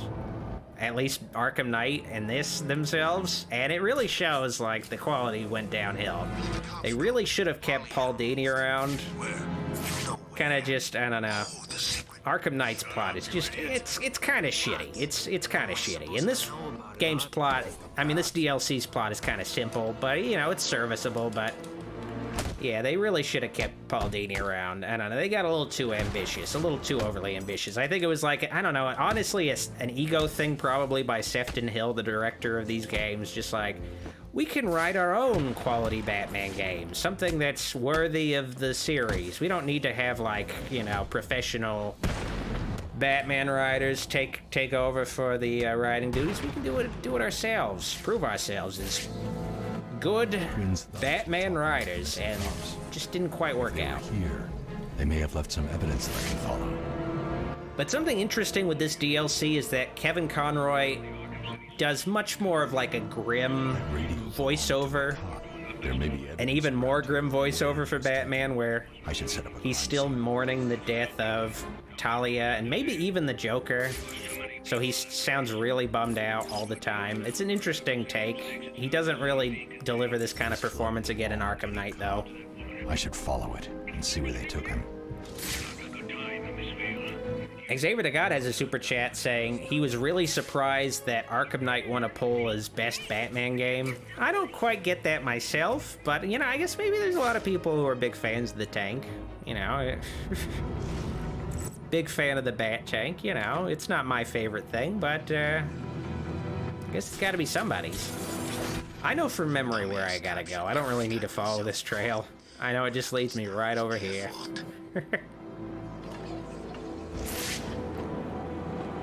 What's the Bat doing here?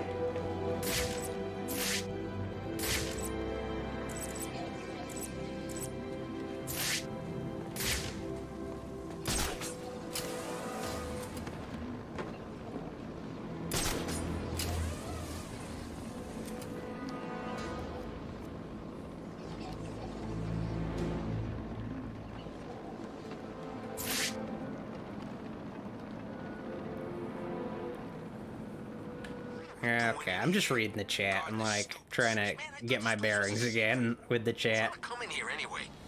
I guess some people didn't like The Dark Knight. I love The Dark Knight though. It's its own thing, you know. If Christopher Nolan's gonna do it, it's gonna be his own thing. But I like just the take on Batman as just being a neo-noir thriller kind of film. All right, this sequence, I gotta interrogate this one guy. So I gotta make sure he is not knocked out, because if he does get knocked out, I've instantly failed. Okay, there we go. Good. Tell me how to get through that door, and don't waste Gavin time Elrod lying. says, Doc, thoughts on Scooby-Doo meets the Boo Brothers? I think it's probably my least watched of the 3 made-for-TV Scooby-Doo movies made in that time period. Don't hurt me. Just not really my favorite. It's fine, you know, but if I'm gonna be watching the movies from that time period, it's gonna either be Ghoul School or Reluctant Werewolf. I almost never revisit Boo Brothers, though. It's just not as much my thing. It definitely felt like those made-for-TV movies were low-key, just backdoor pilots for potential Scooby-Doo shows or spin-offs, where it's like, all right, let's, maybe we can make a movie, or TV show, I should say, out of this, a cartoon show out of this thing, or... Oh, they fucking see me already? Damn. So that he tells me what I want to know. Alright, that part, those thugs are always the hardest to do. I'm gonna just focus on these other guys. The other guys. The different interrogation targets. Alright. Surprised Harley's kept the cops alive this long. But I think, you know, what put the kibosh on a potential Ghoul School spin-off show or a Reluctant Werewolf thing, whatever they had planned, I think Turner Broadcasting acquired the rights to Hanna-Barbera, so I guess anything, you know, with a merger like that, anytime that kind of thing happens, any currently planned projects, while a studio is still its own thing, gets put on hold or just totally shelved, so that's probably why we never saw anything more from the Ghoul School. I do know a Cartoon Network show, I think OKKO or whatever it's called. I think they had the Ghoul School characters appear as just a little... Now! Bit of a fan service kind of episode of their show, but otherwise, never really did anything else with the Ghoul School. And to me, that's kind of missed opportunity, but... I need to. You know, they had something there. But, oh well. It just felt like such a fully formed premise, but it just didn't go anywhere. I mean, it was basically Monster High before Monster High was ever even considered a thing. So, I don't know, they had something there. Oh, shit! Oh, shit! What the hell am I doing? Oh! Alright, I am just approaching this scenario in the worst possible way. Just kill me at this point. Yeah. Look at him falling. Oh, man, it's so funny. Pay for letting Mr. J die. I mean, I'm dead, so... I guess maybe I'm gonna pay in hell, I suppose. Wonder if there are any other bad guys around here. Do they all get moved? Alright, I'll try that again. I did not know there were gonna be snipers. I kind of walked into that.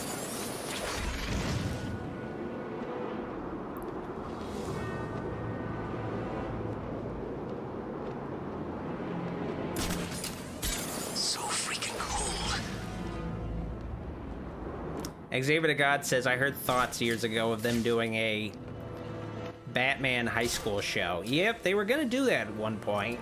They made like concept art and everything, but it never really went forward. And you know, it could have been interesting. Like the designs look cool. Would have been a neat concept, I suppose.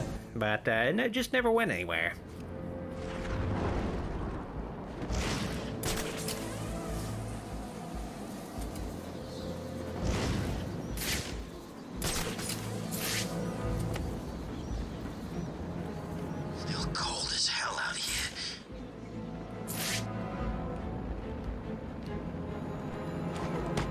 Man, they don't give you a lot of space to take this guy out. So yeah, once I take out these snipers, then I have just a clean shot at that interrogation guy. Alright. I just know it. Gotta protect him at all costs.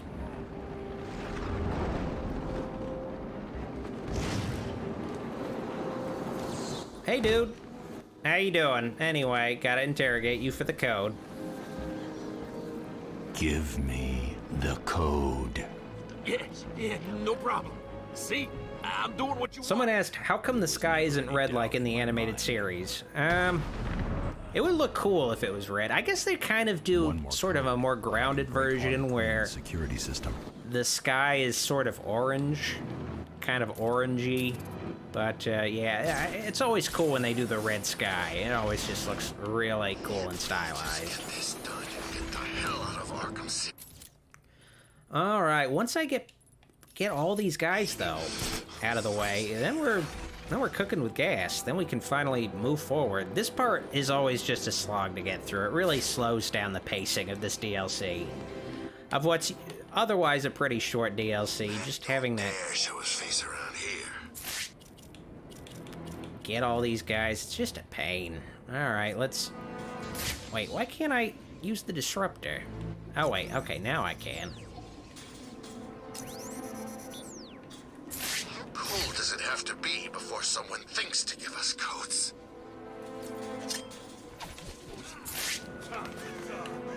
I've got him! He's over here! Oh shit, no.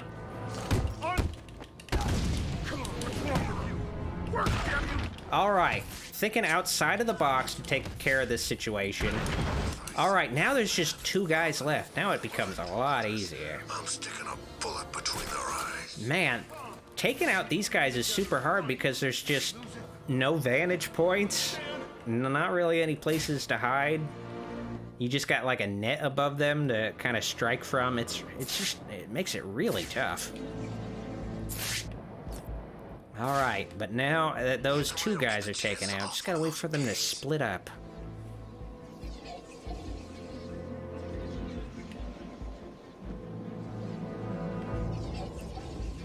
Oh my god, guys, just split up already. Split up and search for clues. Come on. All right, that's what I like to see. Finally splitting up a little bit. If Harley's gonna start dating again. Nicole says Harley is hot for maybe a pregnant woman. She's not actually pregnant. It's something they set up as like a potential thing they were gonna do, but then they kind of ditched the idea. The code. I don't know how they would have made it work anyway, like having like a baby Joker. I just don't know how that would have worked in a game. That's all the codes. I guess they just left the possibility open. Quinn. All right, finally moving forward.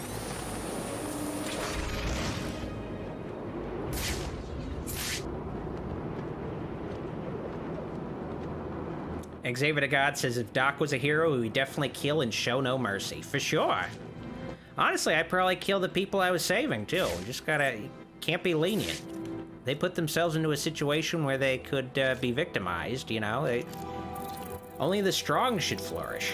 Anyway, very Randian superhero. God.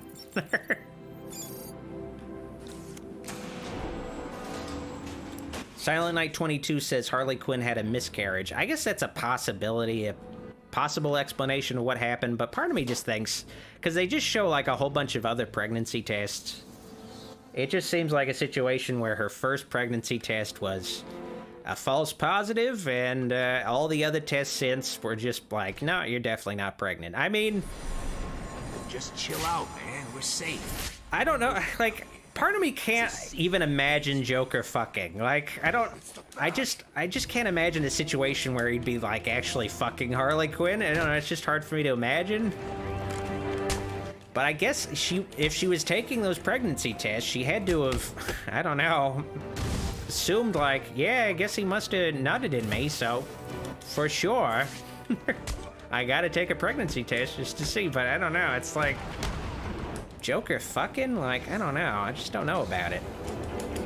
I know he had a pregnant wife in one of his potential origin stories, but still...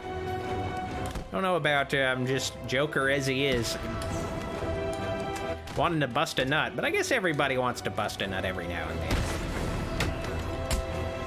then. I wouldn't be surprised, though, if maybe if Joker and Harley Quinn did fuck, he made her wear, like, a Batman costume or something. She had to do, like, some fucking role play to make it work for him. Oh, God. Anyway.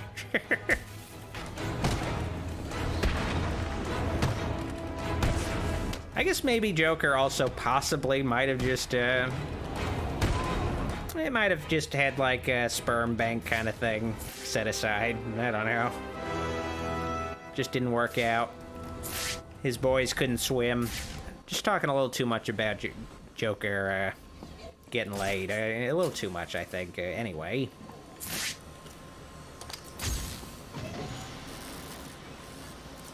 Alright, okay, let's blow up that balloon. Keep moving. We're not done yet. Come on, keep moving. Huh. Why do I want to do that again? Man, retracing my steps in this game. Ugh. Oh yeah, this door hasn't been welded yet, so I can just go right through it. I can't leave until I rescue the cops. Okay, I guess not. Never mind, Batman. Thanks. Really know how to really come up with solutions for me for all these situations. All right, I gotta go this way then. Can't go this way either. Just lots of locked doors in this DLC. It's just pales in comparison to the main game, but it is what it is.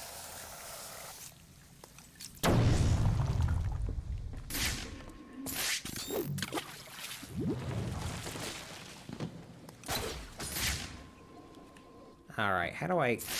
Oh, no. Come on, Batman, you can jump farther than that, come on. Batmen can't jump. Anyway, let's do this. Totally thought it was another situation where I needed to use the freeze blast, but nope. Gotta go this way.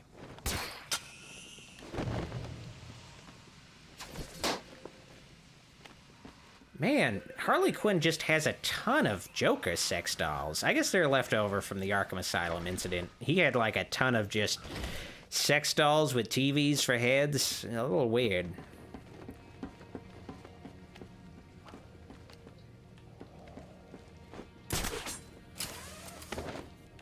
All right, okay. Take care of that.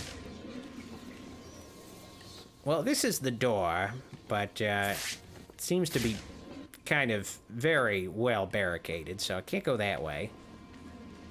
Go this way? Is this the way I came from? Yeah, no, this is the way I came from. I know there's, like, henchmen. Damn it, I always just get so confused playing this DLC. It's just so...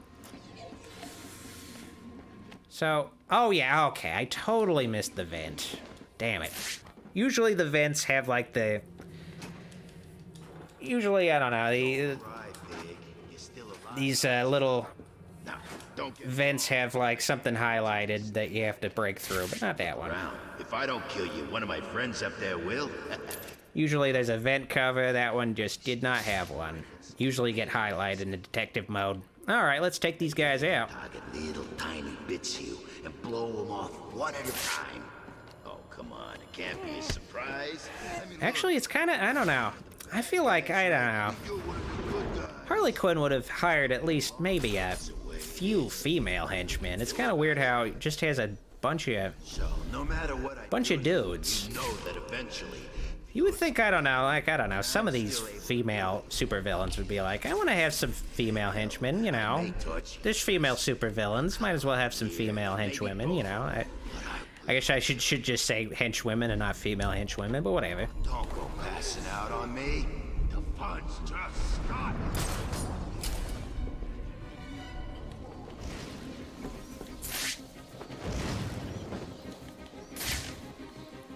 I guess, honestly, though, I guess I can understand why there's no female Harley Quinn henchmen, because I guess they would pretty much just look like her. At least with a dude, it's like, yeah, they're basically wearing the same outfit she wears, but they're dudes, totally different builds. No way to confuse these guys for Harley Quinn. I've got someone here. Luckily, this is not an actual hostage situation where you have to worry about that guy getting killed. Luckily.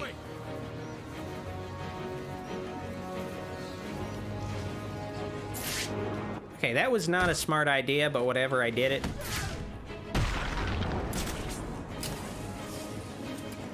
Alright, now let's take this guy out. He is just rushing to his future pummeling. Get over here, dude. Oh, body slam. Well, actually, head slam. Never mind. Tied up here, Batman. Please get me out of this thing. Yeah, I know, dude. Quit bitching. You're safe. I don't think so, Bat Brain. I do kind of wonder why these guys are working for Harley Quinn. Like, what is her scheme that's gonna make them money? Unless she just has fucking money herself. I don't know. Unless they're just simps. And I can kind of understand that. They're just like, maybe she'll let us fuck her. I don't know. Maybe we got a chance. Hurry up, idiot.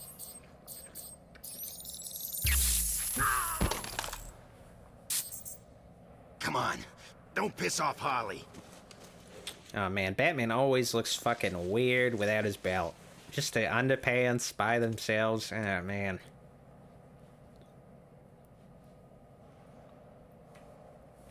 Well, now we're back to the present as Robin. Gotta finish tracking down Batman. Tim, what's going on? Have you found him? Kinda. What does that mean? Don't worry, I think I'm close. I'll let you know. I got a hunch. Alright, time to check out this shrine for Joker. Kinda wondering That's all I need. what this is like. Alright. Joker. He's just up there, right? What's stopping you? I got Good Burger on Steelbook. I think after this stream I might watch it. Been meaning to rewatch Good Burger for a while. Teach Batman a lesson. Fucking love that movie. It's a classic.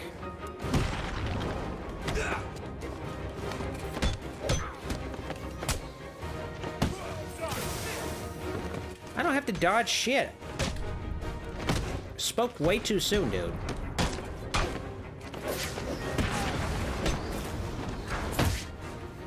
Alright, just this one guy left. Haha, that's what I like to see.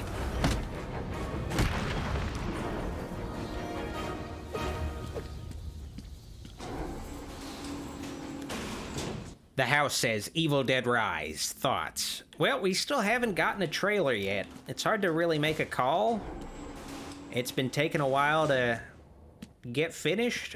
I guess we'll see. Hopefully it's not a sign that they've been having some difficulties. I found him. With it, figuring out Quinn's got him trapped. how to make it work in editing. Hopefully it's not that kind of Harley's situation, built but some I'm kind of looking monument forward to to the it. Joker, and it's stopping me from getting to You know, Raimi and Bruce Campbell are still involved place is with crazier than we anything Evil thought. Dead. They own the rights to the Search area franchise, and try to so work out how to save him. you know, it's their baby. They're not just gonna hand it over to just some fucking randos or anything like that. So I got faith that it'll be a good movie. I like the 2013 Evil Dead. So I'm hoping for some more success in the same way. In that thing. Looks like he's entered some sort of meditative state. Xavier the God says, why does Batgirl change her name to Oracle? Well, you know, it's just like a totally different, I guess, superhero alter ego. Because she goes from being Batgirl, an actual, like, on-the-streets crime fighter, to becoming just like a hacker that works for the superheroes and gives them intel and everything. The security panel appears to control the statue. Batman will die in there if I don't So, you know, he needs to have a totally different kind of alter ego. Ask her for it. Especially since there's other Batgirls that are out there. I do miss the Oracle alter ego. I'm not a big fan of just Barbara Gordon just being able to walk again. I don't know. Found anything? It is what it is, though. To me, I don't know. It was just, I don't know, interesting having this, you know, paraplegic character who's just still able to be strong, just in a different kind of context. Just using her wits. But of course it does come with the baggage of, you know, I don't know, the women in refrigerators syndrome thing where, you know, you kind of just treat female characters in comics as much more disposable characters that you can use to just kind of raise the stakes for the male heroes. It's never super great, admittedly. But still, I felt like they kind of, you know, gave Barbara Gordon a greater purpose beyond that unfortunate trope. So, you know, there's some positives to it.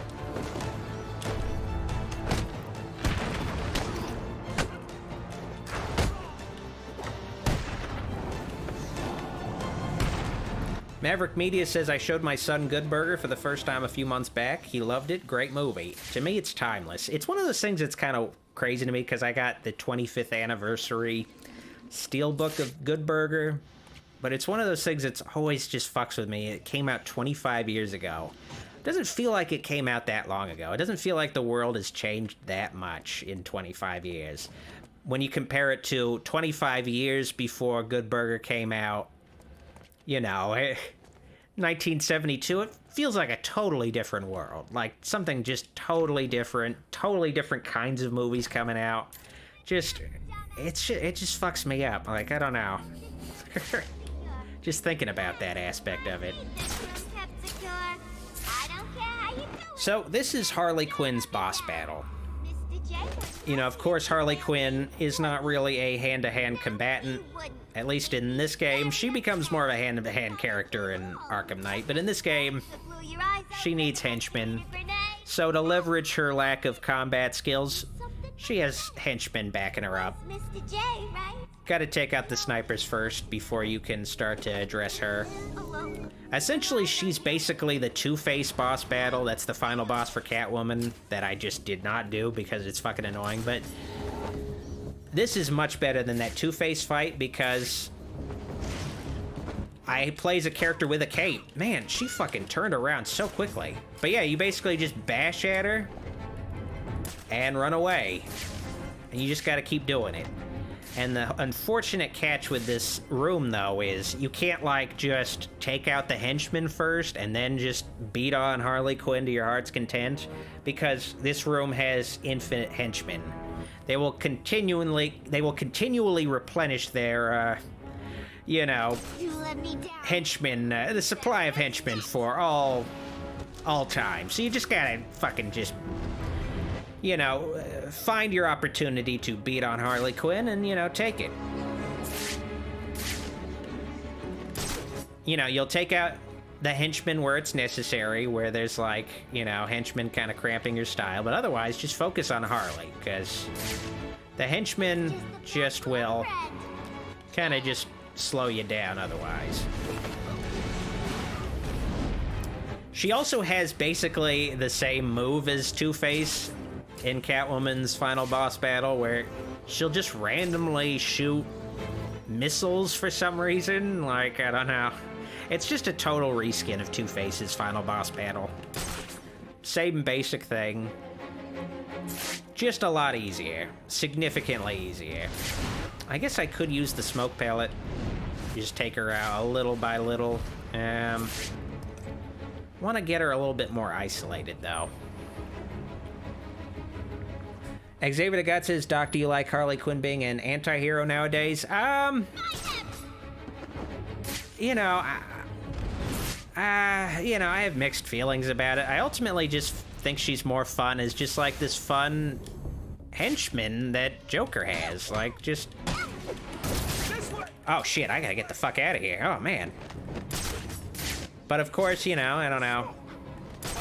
Eventually, Harley Quinn became so popular, you couldn't really have her just as a henchwoman anymore. And they became more romantic with the overtones of her character, where instead of just a flirtatious henchwoman, she's basically treated as a girlfriend. And of course, he's not a good boyfriend. He's just a terrible person, so the more popular she got, the more you just had to kind of change the fun aspects of her character. I don't know. Oh yeah, okay, she's taken out. All right, awesome. But now that she's taken out, the room actually no longer has infinite henchmen. So yeah, now you just gotta take out the rest of them. Otherwise, if she was still, you know, kicking around, walking around, she would just continuously call upon new henchmen. Now there's just 4, so that's good, though. All right.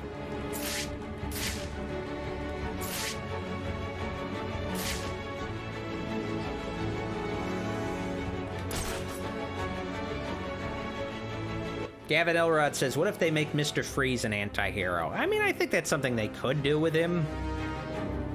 You know, there's, like, villains that are just evil to be evil, but there's, like, Mr. Freeze, who's just, like, a good guy. So if you were to take Nora Freeze being cured, like, if you made Nora Freeze cured, he wouldn't be a bad guy anymore. Like, why would he be a bad guy still? So you could make a character like him a good guy. And I think that's what they did. I think they did, like, something with him being a good guy now. I don't know. In the comics. Don't pay too much attention to the current comics.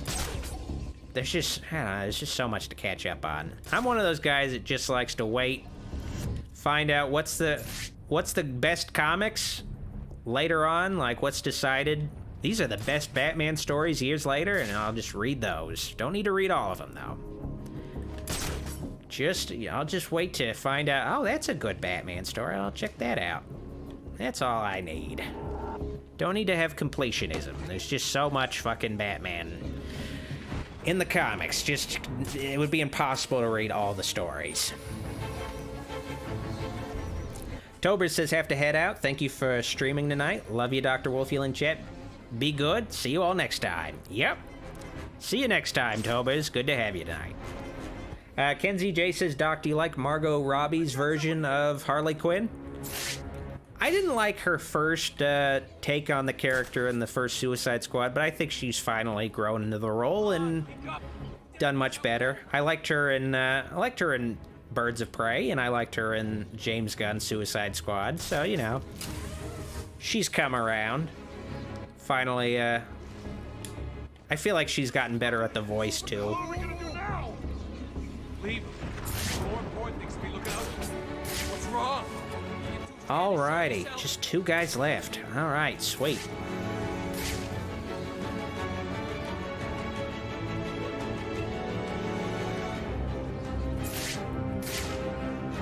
Oh man, I do wish Robin had the inverted takedown, but he does not, of course. Because fuck me. Just make things a little too easy, I guess. Oh shit, of course there's a fucking hostage. Fuck that. Oh man, just let him die. Ah, sweet. That could have gone so bad. That's always so bullshit, the hostages, because they're instant fail if you get spotted. And this is a long room to clear out. To take out Harley Quinn and also the guys, to put a hostage there is just bullshit. Ugh, hate it. Just like, oh man, great, I got spotted, so I instantly lose. Fucking awesome. Luckily I did not, but still, it's bullshit. It's bullshit design. Well, I beat Harley Quinn. But there's still quite a bit left. Not too much, but still a little bit left. No! That's mine! Ugh, let me go! Whatever you say. Oh man, now all the blood is gonna go rushing to her head. Ah, man. I mean, this is what you get for simping over a killer clown. I mean, there's just so many weird people on the internet like that, too. I just don't understand it. People need help. Alright, time to get back to Batman and save the day. Finally, Robin is the hero for once. Robin's the one saving Batman, not the other way around. Yeah. Yeah, she's got all these little tiny outfits. She doesn't wear any of these, man. Well, look who it is. Little Robin come back.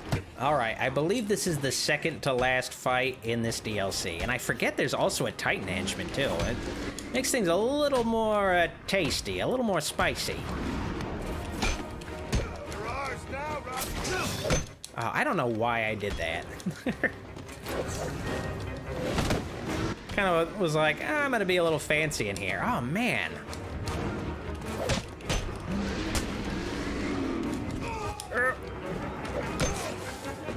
Alright. Just gotta focus on taking out everybody in the room, and then worry about the Titan henchman. Man, they still have that Titan formula, though, huh? You would think they would kind of run out of it at this point, but I guess not. I'm glad Arkham Knight did not have Titan henchmen. Kind of got old after a while. This is where you're gonna die.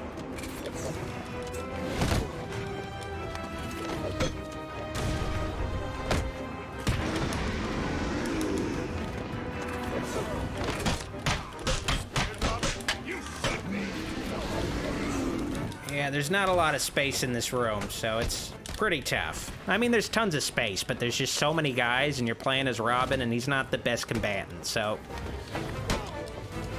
adds to some of the difficulty of this room.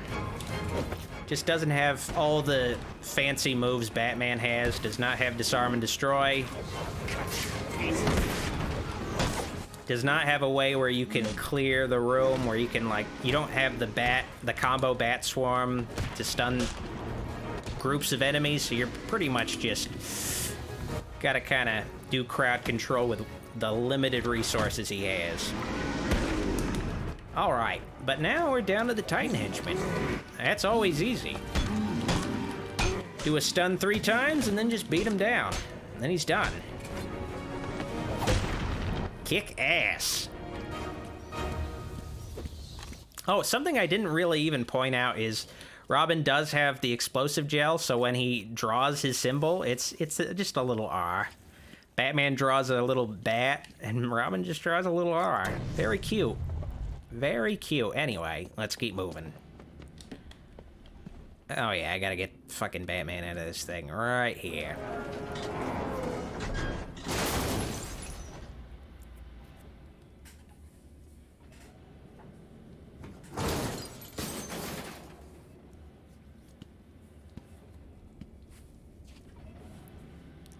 What kept you? All right, that was easy. Ever heard of thank you? Now I don't have to play as Robin anymore. Hell yeah. I guess not. You don't need to worry about them, Bat Brain. They'll be dead soon. Oh, and so will you. Oh yeah, there's still this shit. Damn it. Oh, good luck with that, loser. Totally forgot about this bomb time limit mission. Ah, fuck me. I mean, it's not hard or anything. It's just, I don't know, it's just extra tedious shit. The workings of this bomb look familiar. Got plenty of time to do this, but still. Examine it. I was like, all right, we're almost done. No. Still got to do this. I knew it. The bombs have been built using explosives stolen from the GCPD. Faulty TV Gaming says, my bad, Doc. I'm back. Phone been dead. What's going on? I'll calibrate the cow. Well, we've almost beaten Harley Quinn and foiled her scheme. But we still have to disarm all of her bombs, and also fight her, I guess, one extra time. Kind of fight her. All right, you just gotta follow. It's kind of pretty much playing a game of hot cold.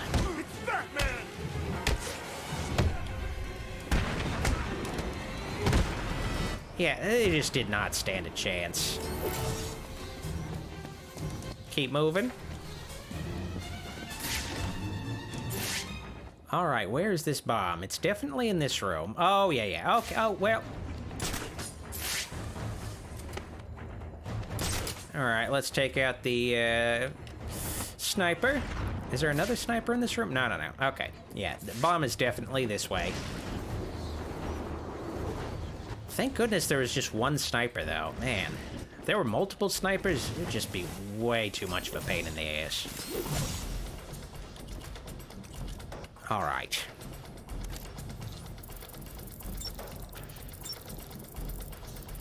And I'm honestly really happy that I did just beat the rest of Arkham, including the DLC, just tonight.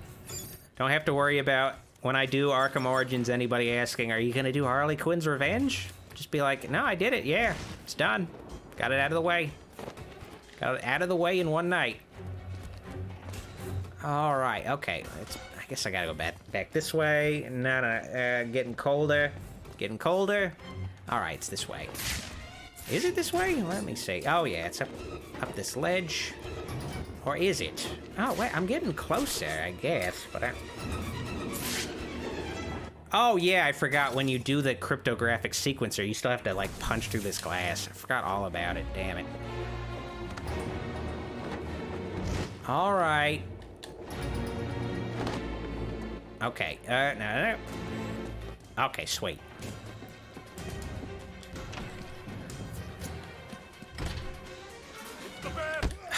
Just punching air. Imagine Batman enters a room and he just punches the air. Just looks so stupid. All right.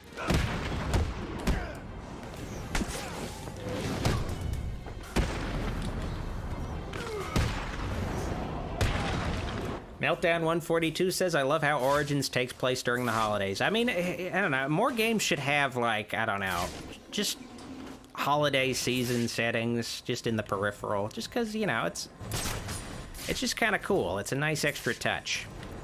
Anyway, do I need the... Yeah, they somehow sealed up that door again? All right. Don't know how they did it, but they did it. All right, get me there already. Oh, I'm not there all the way, though. Okay, there we go. That's what I like to see. Gavin Elrod says, have you ever played Banjo-Kazooie, Doc? I unfortunately haven't. I can totally play it, though. I have Game Pass. It's one of the free games on Game Pass, so I can definitely play it sometime. I should play it eventually, finally. Part of me kind of just feels like maybe I'm better off just emulating it on my Steam Deck. A game like that is better suited for handheld play, just to pick up and play and just collect random bullshit. It's definitely right up my alley. I am honestly actually currently playing Pac-Man World Repack on my Steam Deck. The remaster of the original Pac-Man World, and it's pretty fun. Forgot how fun that game is. Alright, this is the final confrontation in this DLC. We're almost fully done with the main story content of Batman Arkham City. Not going to be doing any of the side missions, but I finished the main story stuff, so there's that.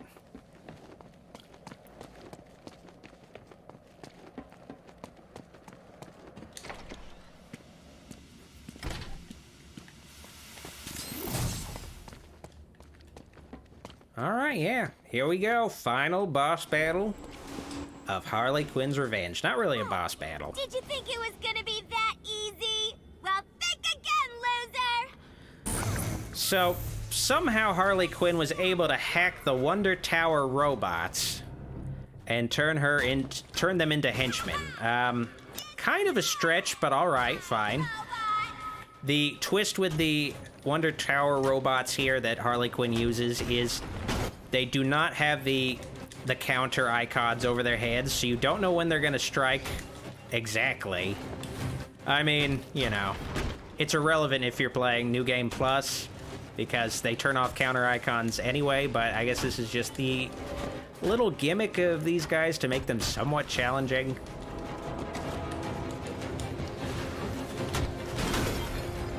And of course, also, Harley Quinn is just randomly shooting... Just, you know, she's just a terrible shot, though. Just randomly shooting missiles at you. Not really successful at that, though. It's not the best final boss battle, but, you know, it is what it is. You know, it serves its purpose.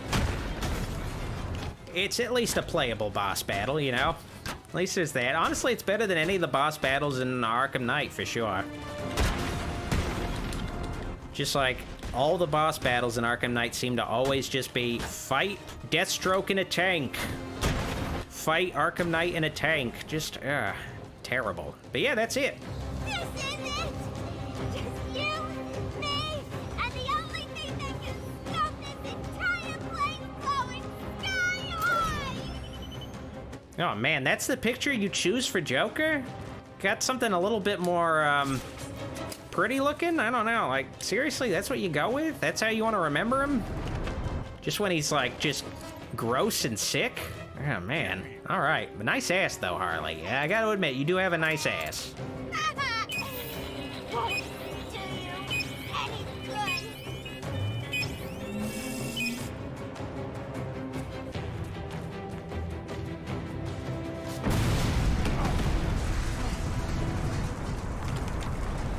Oh yeah, people are still talking about Cocaine Bear. It is based on a true story, but what I heard is, like, they killed the Cocaine Bear within, like, 5 minutes. So, they definitely are gonna be stretching it for a movie, yeah. But, you know, it's just fertile ground for a premise, at least. Premise for a full-length movie, yeah.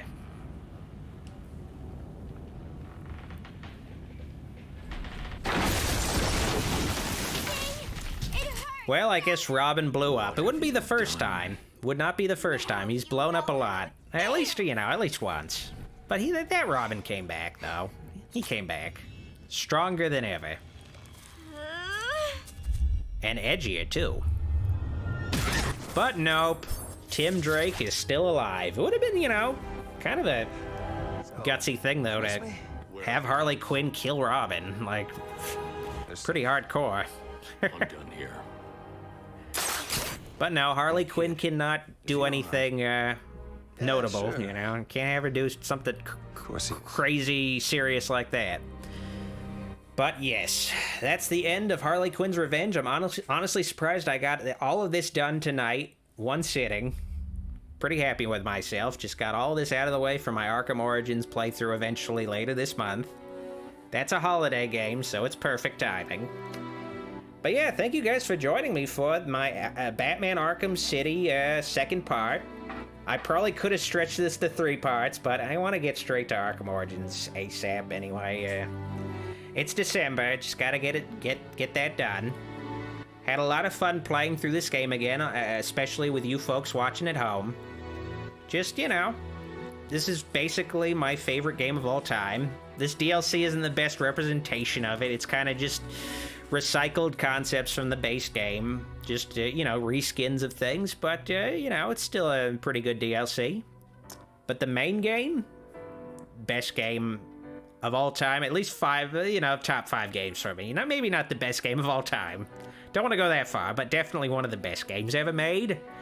It's on a whole bunch of best game ever lists for a reason. Same thing with the first game. It's just a fucking great game, Arkham City.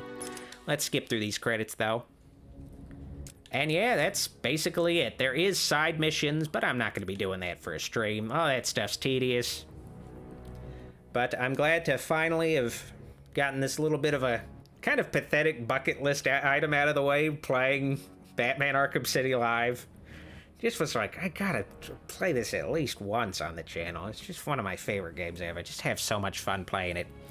Anyway, Before I head out, though, just want to give special thanks to my shout-out tier supporters on Patreon and my YouTube channel memberships for all of their support. Their support is greatly appreciated and helps the channel continue to grow and thrive and continue to flourish throughout the years. Allows me to continue making all the content I made, and I switched from the second slide a little too soon. Let's go back on the second slide a little longer. Anyway, also, you know, if you like this stream, you know, like it. And if you love this stream, make sure to subscribe and click the bell icon so you don't miss out on any future streams. And, you know, of course, gotta let you guys know, you know, there is going to be a new video next Saturday. It's in early access right now. My Nightmare on Elm Street 4 Dream Master review. It's up now in early access. Be available next Saturday, though. Also going to be having a movie night. Double feature of Black Christmas the original and the 2006 remake tomorrow night. So if you want some bonus content, early access, consider supporting the channel on Patreon or YouTube channel memberships. Anyway, I've been your host, Dr. Wolfulus, signing out. See you all next time. Bye-bye! Hope you enjoyed this live stream. Why don't you watch another thing while I have your attention?